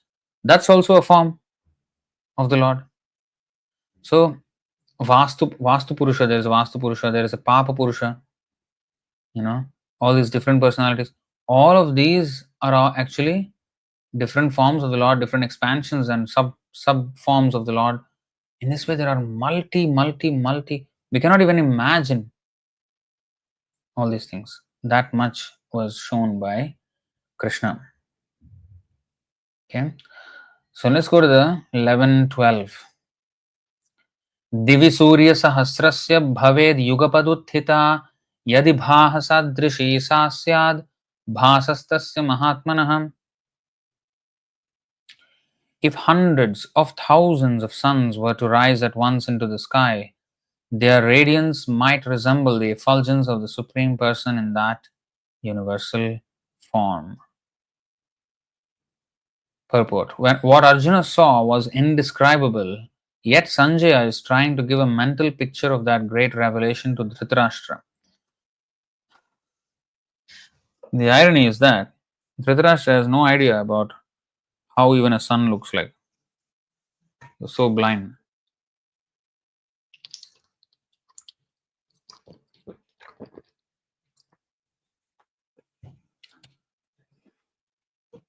Symbolically, we're also blind, and we are getting this knowledge from Sanjaya through our spiritual master, Srila Prabhupada. So, what Arjuna saw was indescribable, yet Sanjaya is trying to give a mental picture of that great revelation to Dhritarashtra. Neither Sanjaya nor Dhritarashtra was present, but Sanjaya, by the grace of Vyasa, could see whatever happened. Thus, he now compares the situation, as far as it can be understood, to an imaginable phenomenon, that is, thousands of suns. So, sun, we can imagine how bright it is, and we can just maybe stretch our imagination a little bit to understand what 1,000 suns would look like. It's only an indication of the real, it's like Shaka Chandra Nyaya. We can maybe a little bit, 1,000 suns. Okay, wow, that is very, very bright. Because when you say very bright, unlimited bright, we don't know what is unlimited brightness. But if you say 1,000 suns, then we can come to one sun. Okay, one sun I know. 1,000 of such suns. Wow, and that is just a slight indication of the real thing, which is unlimited effulgence. Oh, that is, then we can actually, to give a visual, it's like a Shaka Chandra Nyaya.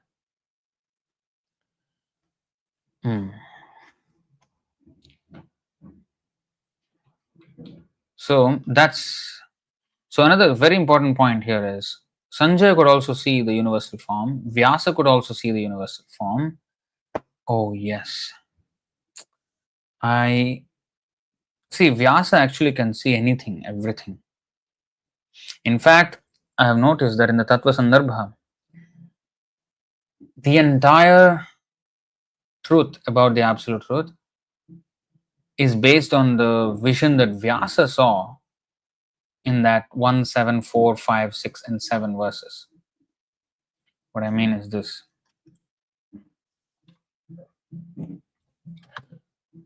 You see,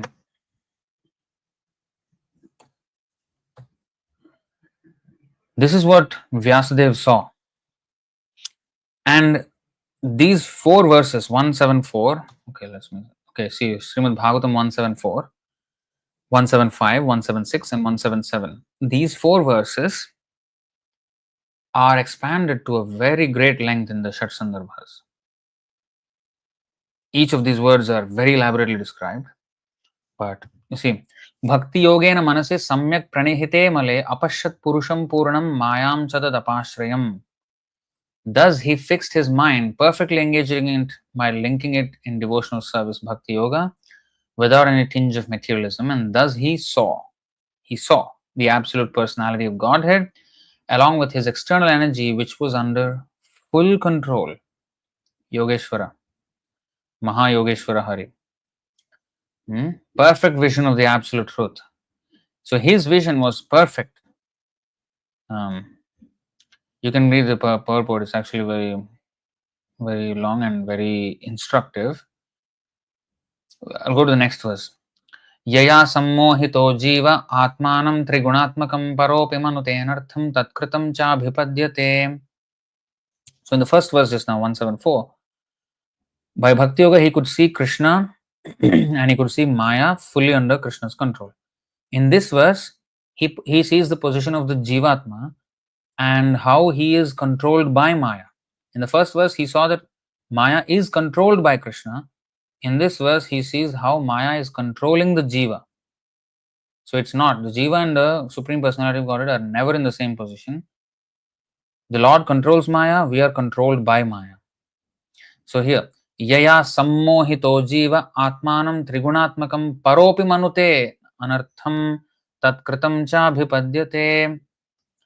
Due to this external energy, the living entity, although transcendental to the three modes of material nature, thinks of himself as a material product and thus undergoes the reactions of material miseries. You see, the position of the jivas, the miserable position of the jivas, by not, which is a result of them not um, adhering to their constitutional position of being a servant of Krishna, but actually giving up that position and trying to enjoying it on their own, is the cause of their problems. He saw that as well in his perfect vision. And then anartha upashamam sakshad bhakti yogam adhokshaje lokasya ajanato vidvamsh chakre satvata samhitam. So he saw the miserable conditions of the jivas. Now these anarthas, which are keeping the anarthas means unwanted things that the living entity is attached to, all these dirty things need to be cleansed in order to purify them and benefit them. So by bhakti yoga, this is possible. Bhakti yoga to who? Adhokshaje, Krishna. And the people do not know this, and therefore the great Vidwan, Vyasadeva, Chakre Satvata Samhitam, he wrote the Bhagavatam in order to save people from all miseries. This is the real welfare activity, the writing of the Bhagavatam and the distribution of the message of the Bhagavatam. That's why we have taken up now a very strong, serious campaign of distributing Srimad Bhagavatam. Every one of the devotees should have a copy of the physical book form Bhagavatam. Forget about the apps and all that. They are good for showing something or quick reference when you're out and about, and learning some verses on the go and something like that. But for serious reading, for study, it should be the book Bhagavatam. Okay. These shape-shifting devices, these are shape-shifting devices, because in this screen anything can come. Maya can come, Krishna can come, anything can come. So we don't want such shape-shifting. We want fixed Krishna. So that is Bhagavatam. These are chameleons, like a mimic octopus. There's a mimic octopus which is like a chameleon but in the ocean. Much more effective than the chameleon even. It changes texture, colors and everything so that it can hide. So this acts like it's a big, helper in the devotional life. It drags us down in the material world. Because we are not strong enough to control our senses. Of course, if we are very strong, we can easily use these devices effectively. But it comes with a lot of danger. Every moment lost is a complete loss. Okay, we will go there and come back. Okay. What is that verse? Sahanisthan mahachidram samoha sacha vibhramaha yan muhurtam kshanam vapi vasudevam na chintayet. 2936 purport. If even for a moment remembrance of Vasudeva, the Supreme Personality of Godhead, is missed, that is the greatest loss, that is the greatest illusion, and that is the greatest anomaly. See? So, these devices are very dangerous for that matter, because they're experts. They're called smartphones for a reason. Not the reason intended by people who call them smartphones, but by the arrangement of Mother Saraswati, the goddess of learning. That phrase smartphone, that word smartphone, actually has a very good implication, because it is very smart in taking our consciousness away from Krishna. So every devotee should have the book Bhagavatam, the whole set, the Chaitanya Charitamrita, the whole Prabhupada book set should be there in every devotee's home. It doesn't take much space. No excuses should be given for that. Everyone should have. And we should actually read. We should read these books. That's why Vyasadeva actually compiled Chakre Satvata Samhitam. Okay. Now, whoever, next verse is Yasyam vai shruyamanayam Krishne Paramapurushe Bhaktirutpadyate Pumsaha Shoka Moha Bhaya Apaha. Simply by giving oral reception to this Vedic literature, the feeling for loving devotional service to Lord Krishna, the Supreme Personality of Godhead, sprouts up at once to extinguish the fire of lamentation, illusion, and fearfulness. So, this is the whole welfare program that Vyasadeva has um, done, and he could see everything and he could come up with this perfect plan to save the world. Okay, and we know this verse because I want to show something else. I did not do that homework before coming to this class.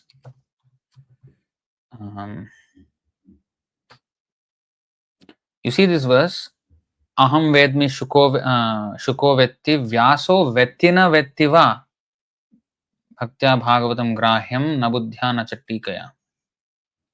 Lord Shiva says, I may know, Shukadeva Goswami, the son of Vyasadeva, may know. And Vyasadeva may know or may not know Srimad Bhagavatam. On the whole, Srimad Bhagavatam, the spotless Puran, can be learned only through devotional service, not by material intelligence, speculative methods, or imaginary commentaries. Now he says, Vyasadeva may or may not know Srimad Bhagavatam. Now, it's a very enigmatic verse. I need to know what the proper explanation for that is. But in the Tattva Sandarbha, a very different story is mentioned, a very different description of Vyasadeva, with references actually from the Puranas. Let me give me a little bit of time.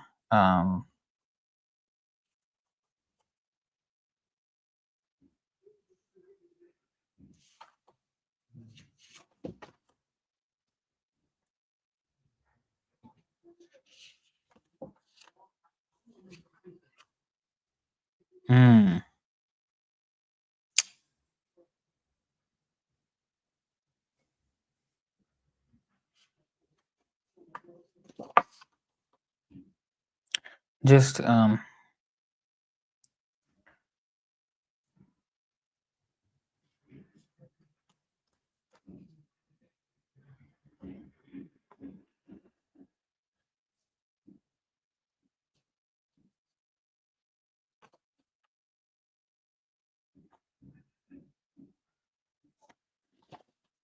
sorry for, yeah.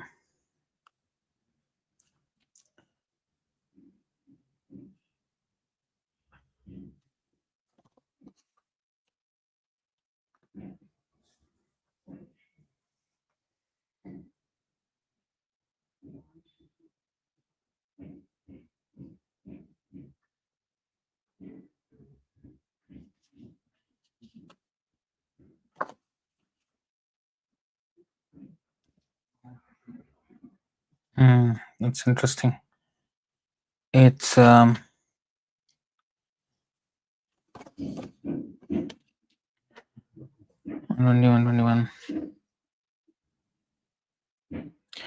Okay, I probably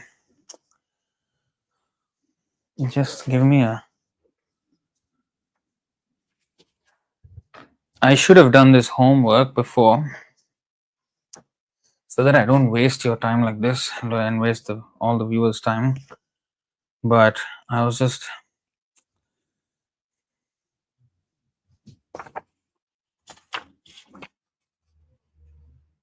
There are verses from the Skanda Puran which says that Vyasadeva, he knows even what. So it is said that what Vyasa knows, even Brahma and Shiva does not know. Vyasa knows that much. It's a very interesting. I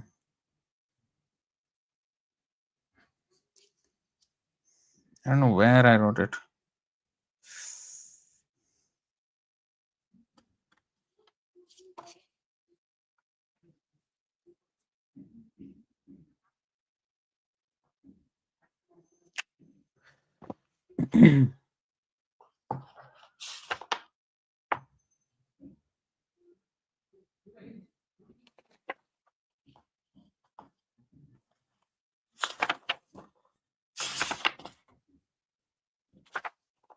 Very nice. It's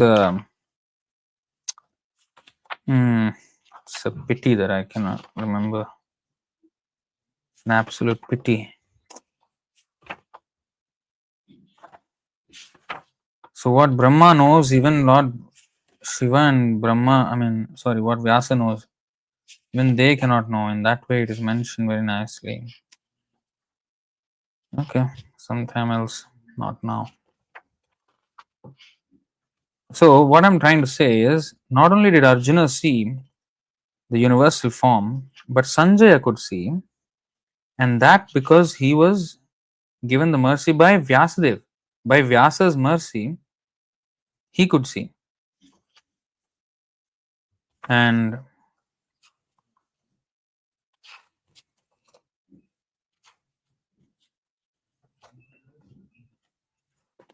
that means Vyasa could see everything. And that's what I wanted to actually show. Why somewhere lost.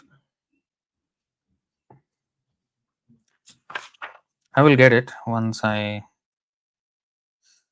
read it again. Anyway, it's a pity that I could not. Krishna, so unsatisfying. Okay, for now, that's that. It's an anticlimax. All that effort for nothing. Okay.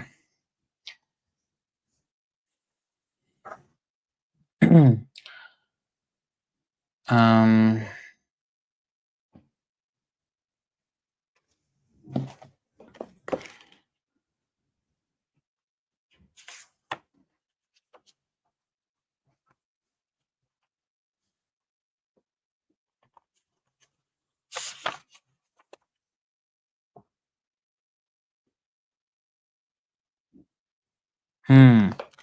you're right.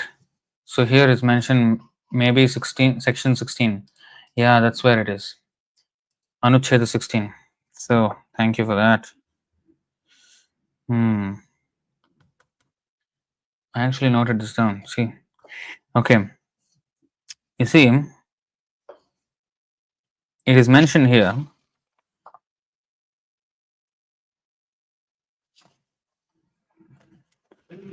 Okay, Anucheda 16. In the Skanda Purana, it is said, Vyasa chitta sthita avacchinnani kanichit अन्ये व्यवहरन्त्येतान् urikritya grihadiva. Other sages, okay, it is mentioned here, other sages accept and use some of Vyasa's conclusions from the vast sky situated in Vyasa's heart as if taking articles from a house. A house. And if you take some things from the house, so it is mentioned like that, that the other sages, whoever other sages are there, they may be considered very learned or what, but they only take certain items from the house of Vyasa. If the knowledge of Vyasadeva is like a house, they take only some items from that house. That's it. So whatever conceptions other people have, Vyasa has is unlimited quantity. And Parashara Muni says, this is from Vishnu Puran 3:4-2-5. I'll just read the English for saving time. In the 28th Manvantara, my son Vyasa divided the one Veda of 4 parts into 4 Vedas. Just as the Vedas were compiled by intelligent Vyasa, I have had this done by other Vyasas as well. O best of the Brahmanas, understand that in all cycles of 4 yugas, there are different branches of the Vedas produced by other Vyasas. Know that Krishna Dvaipayana Vyasa is Lord Narayana. O Maitreya, who else could produce Mahabharata on earth? In Skanda Purana, it is said,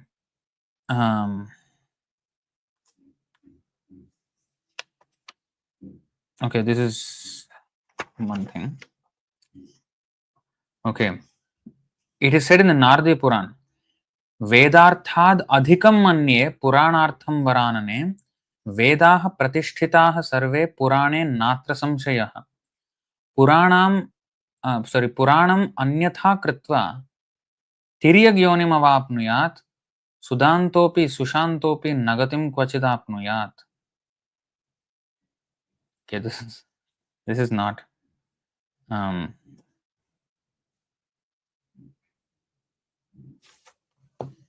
this is about Puranas. Oh, they are higher than the Vedas. Where is that part?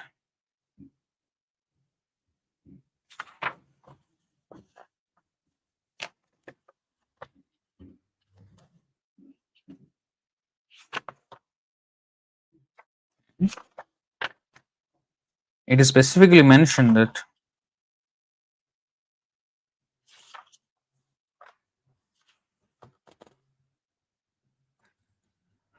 what Vyasa knows, even Brahma and Shiva does not know.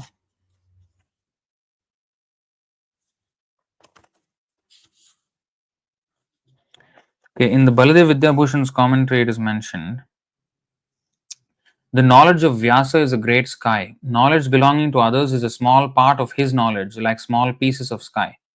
This means that because he is the Supreme Lord, he is omniscient. The son of Parashara is greater than the other Vyasas because he is the Supreme Lord.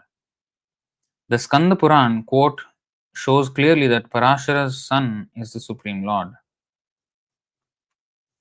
So other Vyasas may not be.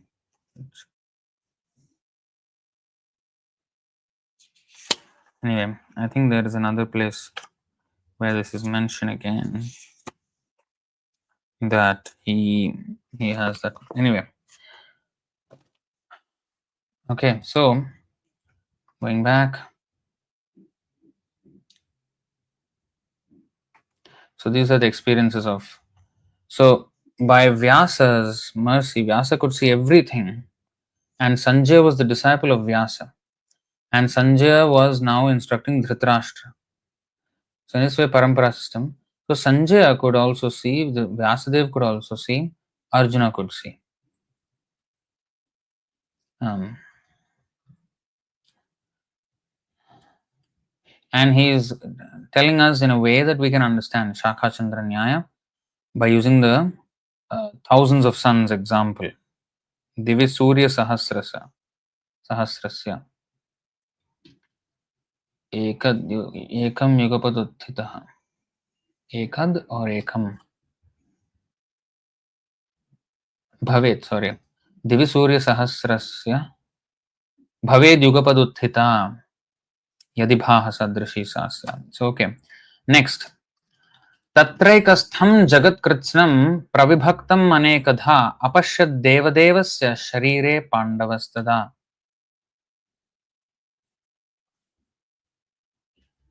एकस्थं जगत्कृत्स्नं प्रविभक्तम् अनेकधा अपश्यत्, could see. Just like Vyasadeva, apashyat purusham purnam mayam chatadapashrayam. At that time, Arjuna could see in the universal form of the Lord the unlimited expansions of the universe, situated in one place, although divided into many, many thousands. Purport. The word Tatra there is very significant. It indicates that both Arjuna and Krishna were sitting on the chariot when Arjuna saw the universal form. You see, others on the battlefield could not see this form because Krishna gave the vision only to Arjuna. Arjuna could see in the body of Krishna many thousands of planets.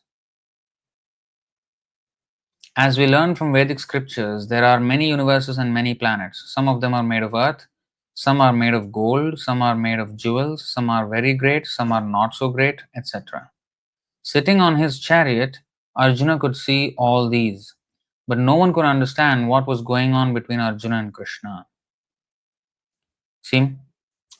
So, and this verse is very, very interesting, and I think showed this verse other times as well, that this pravibhaktam anekadha ekastham jagat kritsnam, again that vision where sitting in one place he could see everything, all the unlimited expansions of the universe. That's how Prabhupada translated, and it actually makes a lot of sense, because the same universe is visible differently to different classes of beings.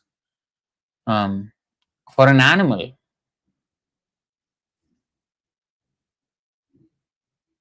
there was this interview, um, one documentary. I mean, he was just going to the African villages, tribals actually, forest tribes, and he was trying to converse with them. Um, so he took a translator of a who was a person who could speak in their tribal language and also English. So they went there, and he wanted to ask them about what do they understand. So, do you understand? Do you believe in God? He asked them. They were like, "What? God? What is that?" They were like that. Then and do you think about what is life? And they looked at each other, and they were, and then so they did not have an answer. They never thought about it. And then he asked, okay, you know what? I'm asking things which are too abstract maybe for them. I will ask them something which is visible. So he said, do you see the moon every night? What do you think when you see the moon? You know what he answered? Moon? Yeah. When the moon, when it's full, when it's fully, full of light, that night is a difficult night to hunt because our cover is broken. We cannot hide in the darkness while hunting these animals, so the animals can see us on that day. So when it is darker, it is better. That's all he thought about the moon. That's all he thought. When it's bright, then it's difficult for him to hunt. There's no finer thought. So that it is another planet, it's so far away. What it actually is, they don't even know. They think it's some light, whatever it is. I mean, it's disturbing our hunting. That's what they're thinking. So the animals, how they perceive this world. I mean, the other day I was telling, right? And I was reading the book, and then there was a small insect. And then the insect is sitting on the same page, is touching the same page as I was touching, but worlds apart. Could not, the insect cannot understand what is on the page, but I can understand to some extent, you know. And also, I may think I understand everything, or to a certain extent, but that extent is absolutely probably nothing compared to what a pure devotee understands from the same words, right? Bhagavad Gita, everything, every one of these books can be unlimitedly delved into, and the deep dive can be done. So there is so much depth to it. It's the same thing, but different layers of experience. And similarly, this is, I think, probably the perfect explanation on why people do not see life on any other planet other than the Earth. Because we are cut off. We are not allowed. We are disallowed from having that experience of uh, somehow communicating with other beings and other planets. But from our Vedic scriptures, we understand that every single planet is full of life, full, teeming with life. But we are somehow cut off from that experience. So life exists in different ways in other planets, and also not just life. Even the way the planets are situated, we understand from the Bhagavad Puran that the moon is higher than the sun. But our current experience of even the calculation of the eclipses is when the moon covers the sun and the earth. I mean, the moon covers our vision of the sun. When it comes in between, that's when there is an eclipse. And that is proclaimed by modern science. And also in the Surya Siddhanta, also it is said the same thing, that when the moon comes in between, there is an eclipse. That means, how can the moon be further away from the sun when it can block the view of the sun? That means it's nearer than the sun. This is a solar eclipse, by the way. Lunar eclipse is when Earth comes in between the moon and the sun. So either way, Um, so we are experiencing that the moon is nearer, and the Bhagavatam is saying the moon is farther. How to reconcile these two things? What are we seeing? What is actually, why are there contradictory descriptions? Now, there is a whole explanation, and apparently, in short, the Puranic description of the universe is like how the higher beings, like the devatas and the higher sages, they experience this world. They see this universe in those tiers of 14 planetary systems based on the spiritual advancement of these planets. I mean, of the inhabitants of these planets. But we see a very randomized view of the universe where it's randomized and it's cold and lifeless, um, meaningless, pointless kind of existence.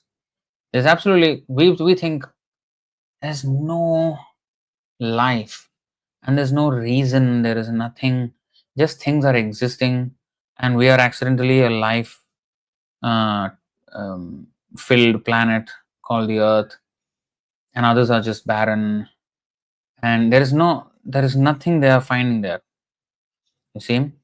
So this is um, this is a mystery, and that is kind of solved in this verse in a way, because solved means not that we now have the exact answer. No, no, no. What we have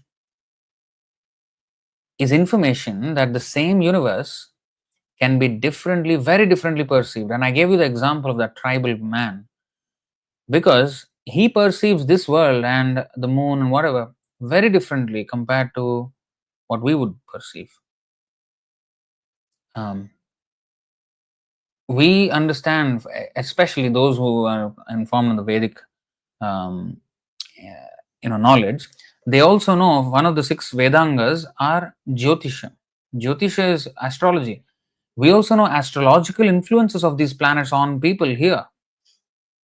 Although it is subtle, it cannot be explained by any physical laws known to modern science. There are other laws, just like gravitation acts, like one planet's gravitation or other. Subtly, there is also these. That's why they are called graha. Graha means they capture. They capture our life. We are like puppets, under the control of these planetary influences and the demigods thereof. So that's why they are called graha. Graha means they hold on to us. We are kind of puppets under their control. That does not mean we don't have free will. We have. It's a very weird way of puppeteering, where we are controlled and yet we are given this slice of independence. And once we act on our misuse our independence, then we are signing up for another puppet term, where we will again be under the influence of the three modes. But at the same time, the free will is also there, that I can associate with devotees. If I'm fortunate enough, if I'm qualified enough to even get the association of devotees. Even when one gets the association of devotees, to take full advantage of that association is even rare, actually. So 11 to 29.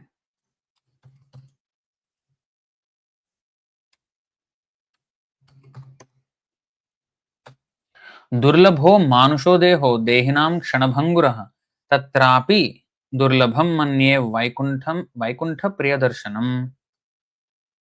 For the conditioned souls, the human body is most difficult to achieve and it can be lost at any moment. But I think that even those who have achieved human life rarely gain the association of pure devotees who are dear to the Lord of Vaikuntha. Now there are a few verses, signifying the rarity of the association of devotees. But what's even rarer than that? Those who actually take full advantage of the association of devotees and fully benefit from that association, because there are, like we know this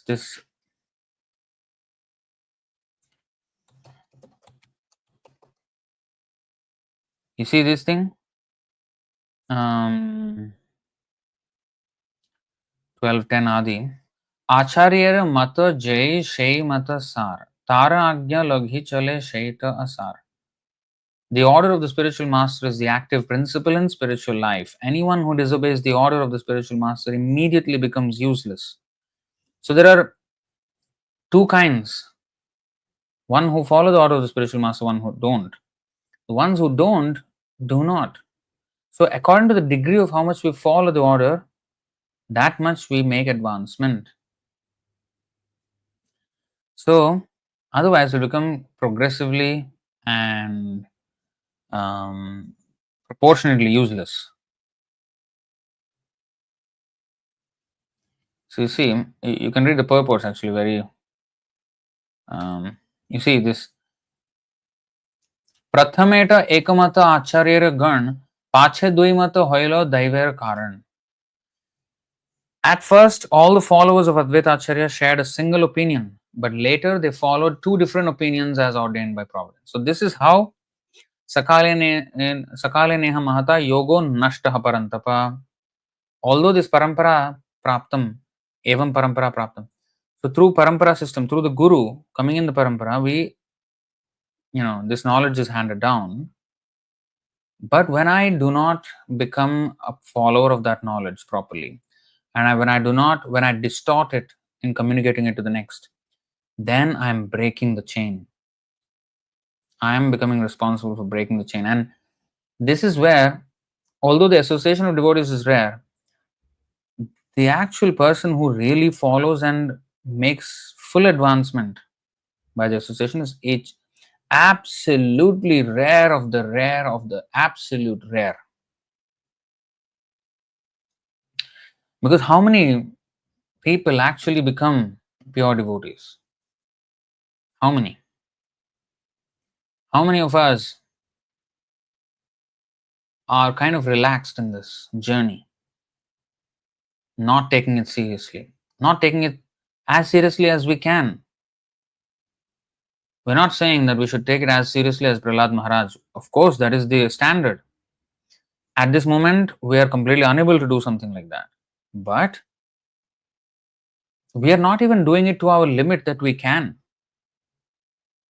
Sometimes we say, "Oh, I am doing it to as good as far as possible."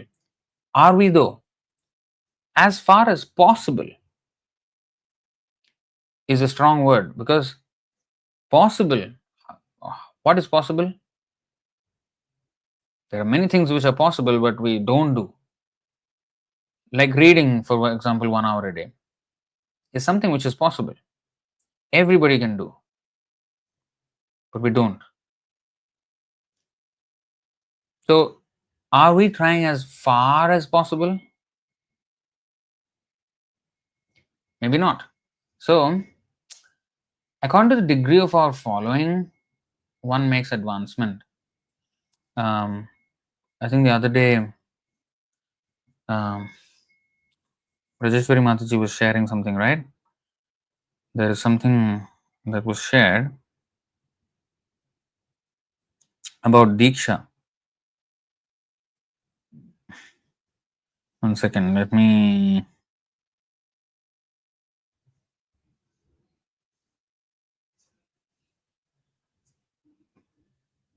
Hmm. 12/11/17.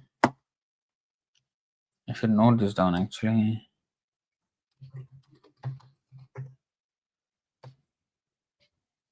Mandalam Devayajanam Diksha Samskara Atmanah Parichariya Bhagavata Atmano Duritakshayah. The sun globe is the place where the Supreme Lord is worshipped. Spiritual initiation is the means of purification for the spirit soul, and rendering devotional service to the personality of Godhead is the process for eradicating all one's sinful reactions. So, here it is mentioned that actually there is a whole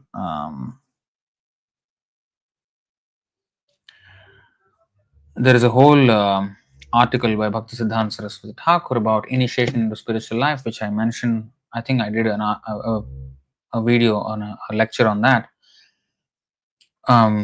which is that our initiation It does not have the same effect on everyone because it depends on our surrender and our follow up. How seriously we take to the process. So, unfortunately, many people fall away. In fact, Prabhupada said most of my disciples will end up in the heavenly planets. Unfortunately, usually people, oh, heavenly planets, oh wow, yes, yes, that's good. No, but that's unfortunate. Hmm?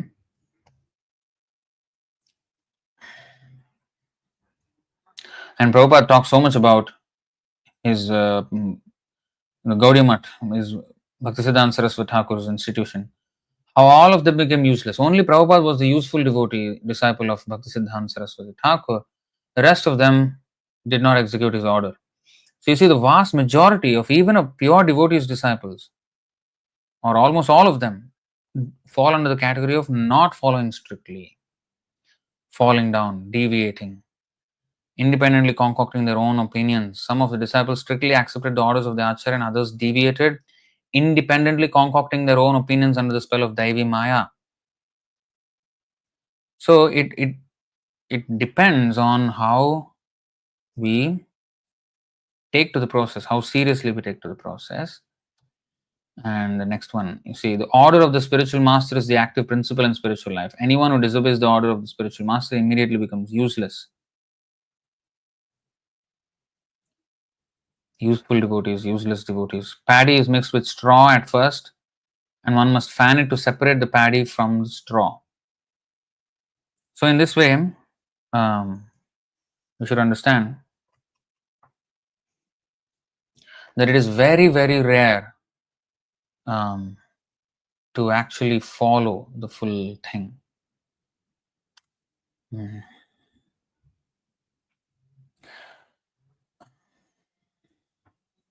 Of course, we can go, but it's becoming late.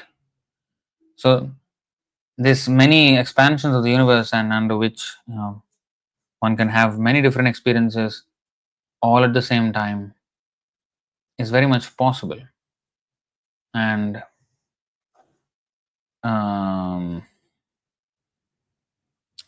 again, what is that chapter of the material elements mixing in one another? 11th canto. 11.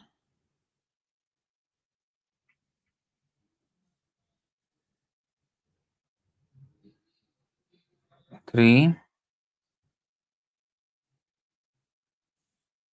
No. 11.2.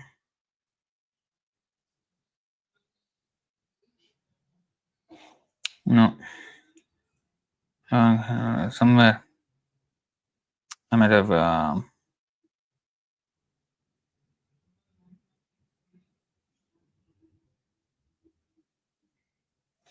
don't know. I always keep forgetting this chapter. 11. Yeah, 22. So in the comment section. Yeah, this is the one. Krishna. 11.22. I always. Nonsense.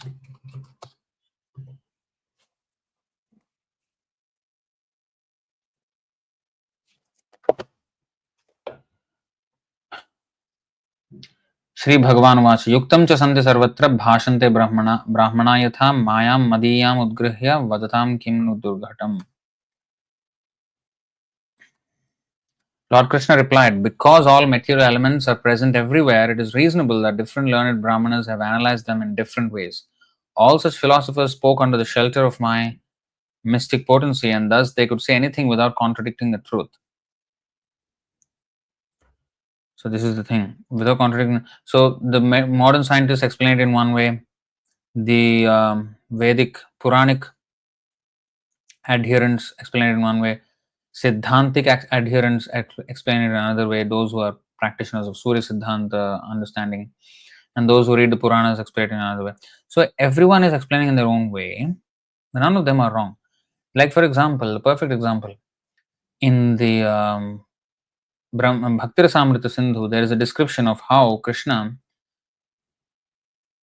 received education from Sandipani Muni, and the example is given that Krishna is the ocean of all knowledge, and Sandipani Muni is just river which is coming back to the ocean of Krishna. So the explanation is given that the water is evaporated from the water body, ocean, and then formed into clouds and comes down as rain, flows as rivers, and back into the ocean. So, water from the ocean is coming back in this roundabout way back to the ocean. In the same way, Sandipani Muni is the river which is teaching Krishna the knowledge, which is actually the ocean of knowledge.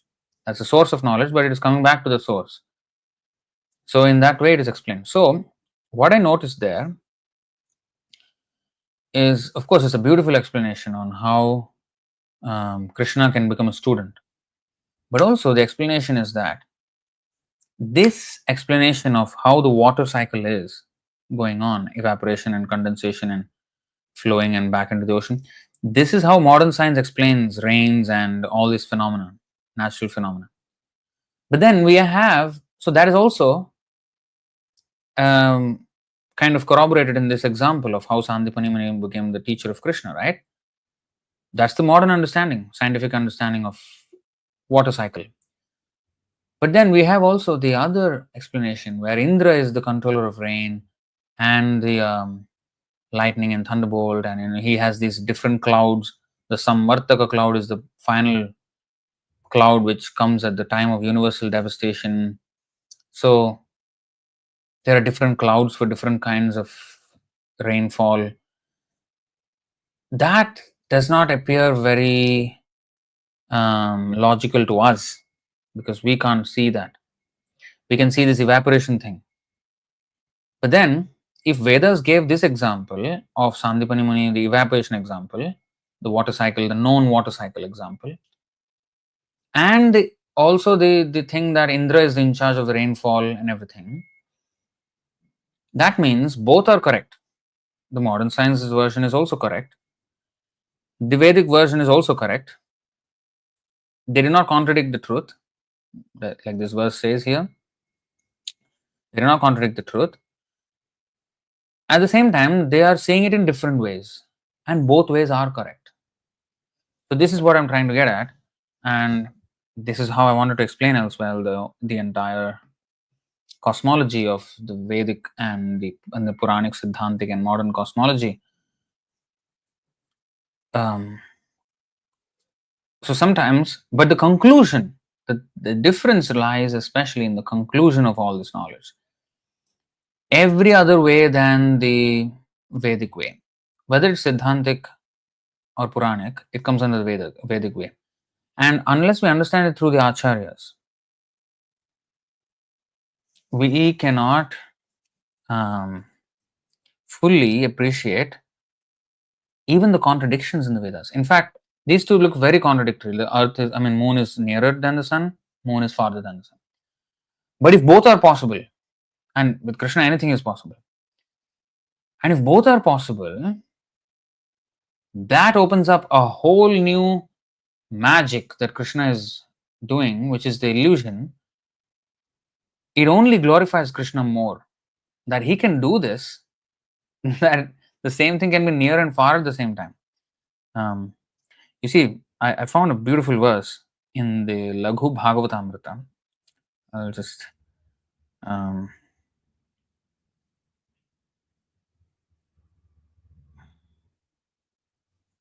okay.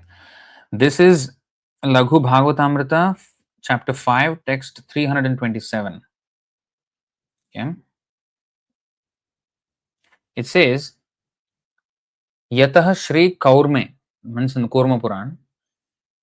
Where exactly we don't know. Virodho Vakyayor Yatra Napramanyam Tadishyate Yatha Viruddhata Chasyat Tatartha Kalpyate Tayoh. Kurma Puran says, where there is a contradiction in two statements, one should not take those statements as unauthoritative. One should accept them in such a way that they are no longer contradictory.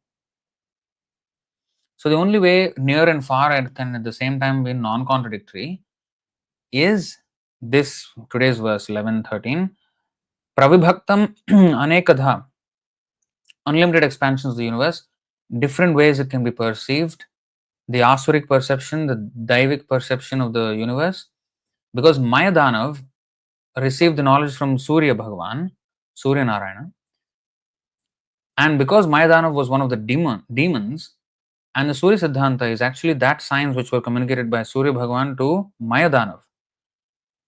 And therefore, Surya, although he is a demigod, he explained to Mayadanav as Mayadanav would understand it.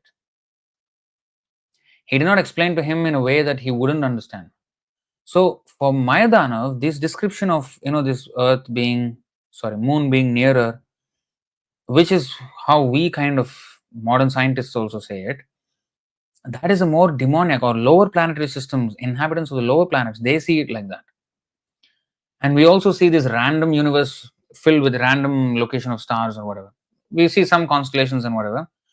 But the astrological understanding of it, all these subtle influences we don't have information of. We don't have. So there is a lot that we are missing out on. A whole lot of information we do not have because we don't rely on the Vedic answer. But anyway, the thing is, there are different visions of the same thing, and we have to come to terms with it, because we are taught in one way in the school that there is one right answer and others are wrong, like that. But it's not like that. Both can be right without contradicting each other, although they individually contradict completely. This is possible. Just like Vrindavan is such a small place that just now we read that in that one place, unlimited spiritual and material worlds were there in one corner of that place. What? That is Krishna. So it only glorifies Krishna even more that he can do such unimaginably mind-boggling things with ease. Nothing, like it's nothing for him. So it only glorifies Krishna even more. But the conclusion of all those things is godlessness for the materialists and ever-increasing faith for the theists.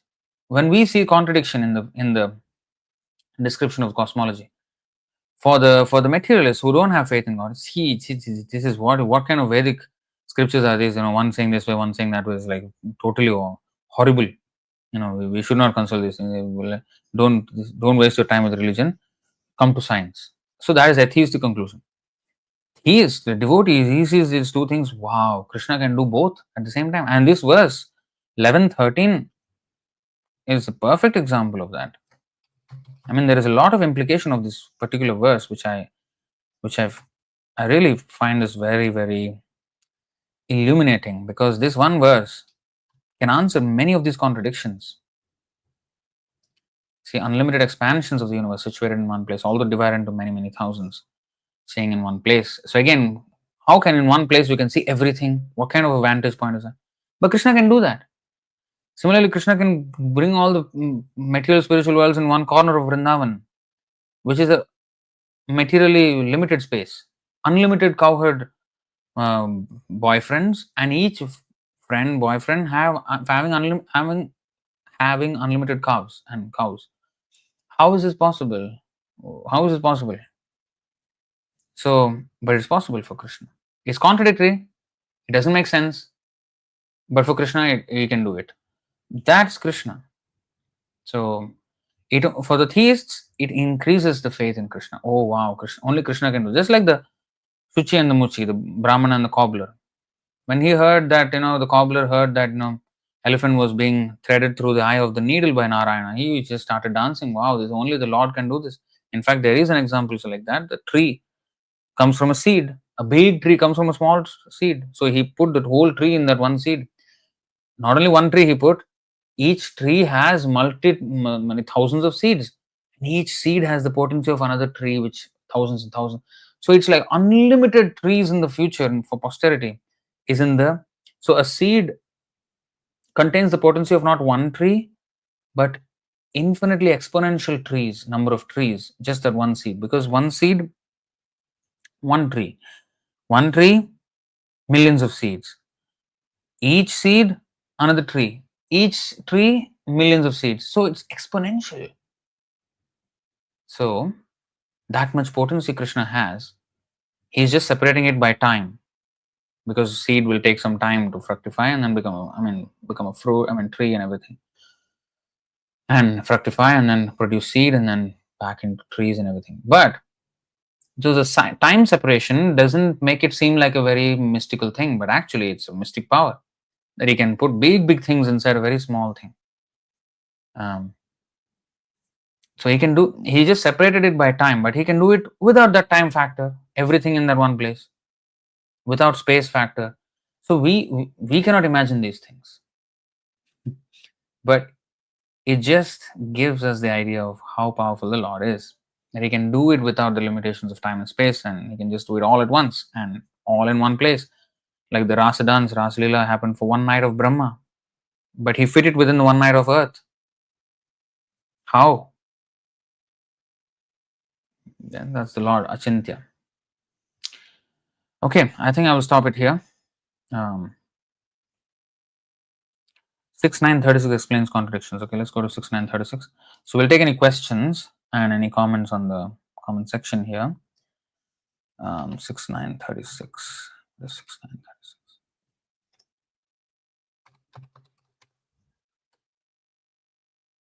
Okay, so prose.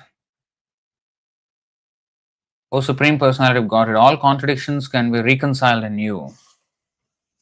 Beautiful, right? O Lord, since you are the Supreme Person, the reservoir of unlimited spiritual qualities, the Supreme Controller, your unlimited glories are inconceivable to the conditioned souls. Many modern theologians argue about right and wrong without knowing what is actually right.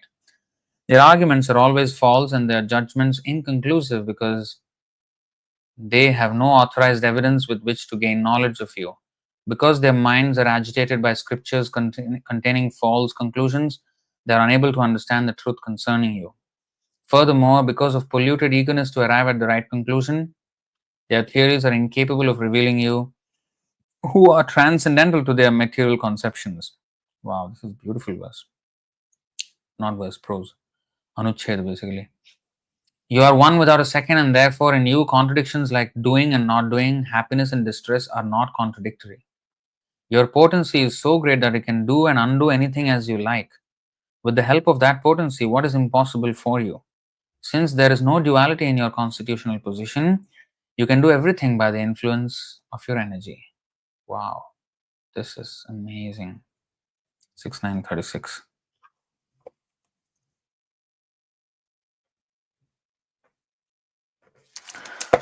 So, unfortunately, the people of this world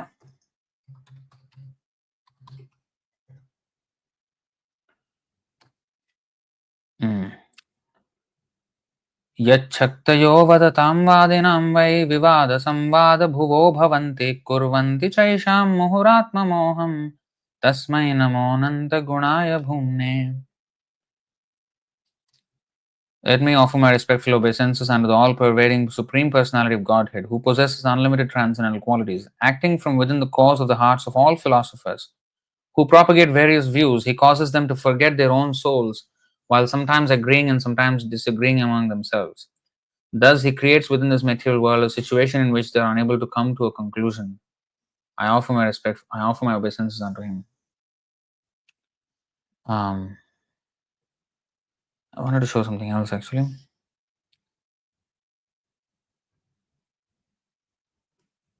Yeah, Prabhu has been showing this verse recently.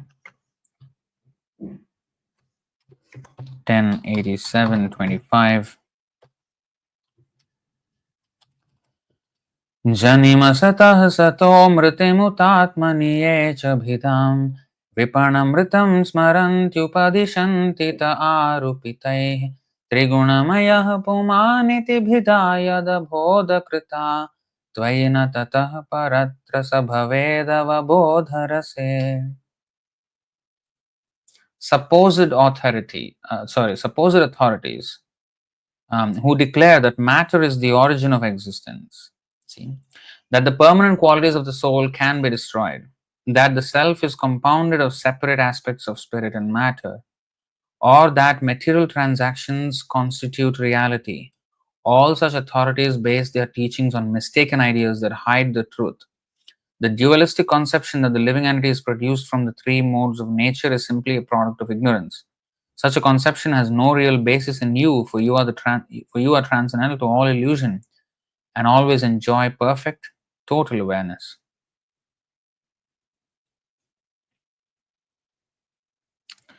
So,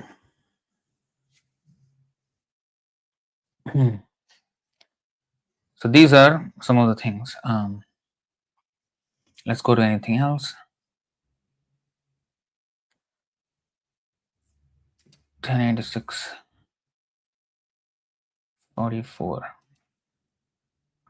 1086:44 was quoted in the comments. Let's go 1086:44. What is that again?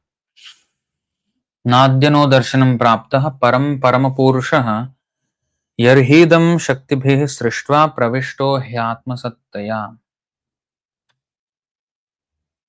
Shrutadeva said, "It is not that we have attained the audience of the Supreme Person only today, for we have in fact been associating with Him ever since He created this universe with His energies and then entered it in His transcendental form."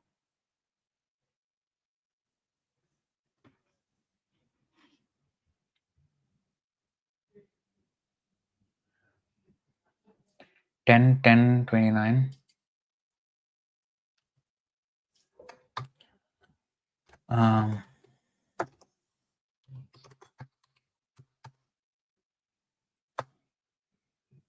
Krishna Krishna Mahayogim Svamadhyah Purushah Parah Vyakta Vyaktamidam Vishwam Rupam Te Brahmana Vidu.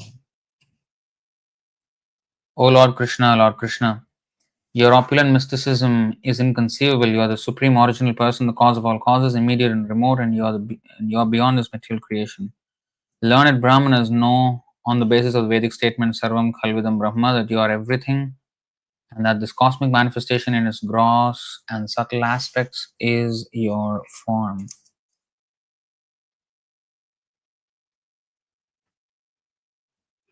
Okay.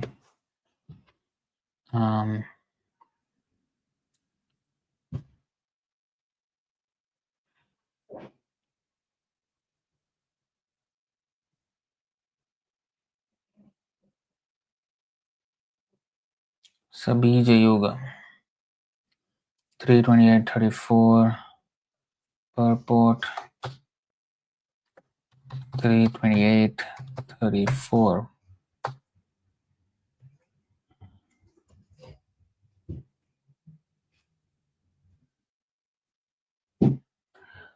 When the mind forcibly is engaged upon the form of the Lord, this is called Nirbija Yoga or lifeless yoga. For the yogi, it is not automatically engaged in the personal service of the Lord, but when he is constantly thinking of the Lord, that is called Sabija Yoga or living yoga. One has to be promoted to the platform of living yoga. Very interesting. In the verse it is used or what? No. Okay.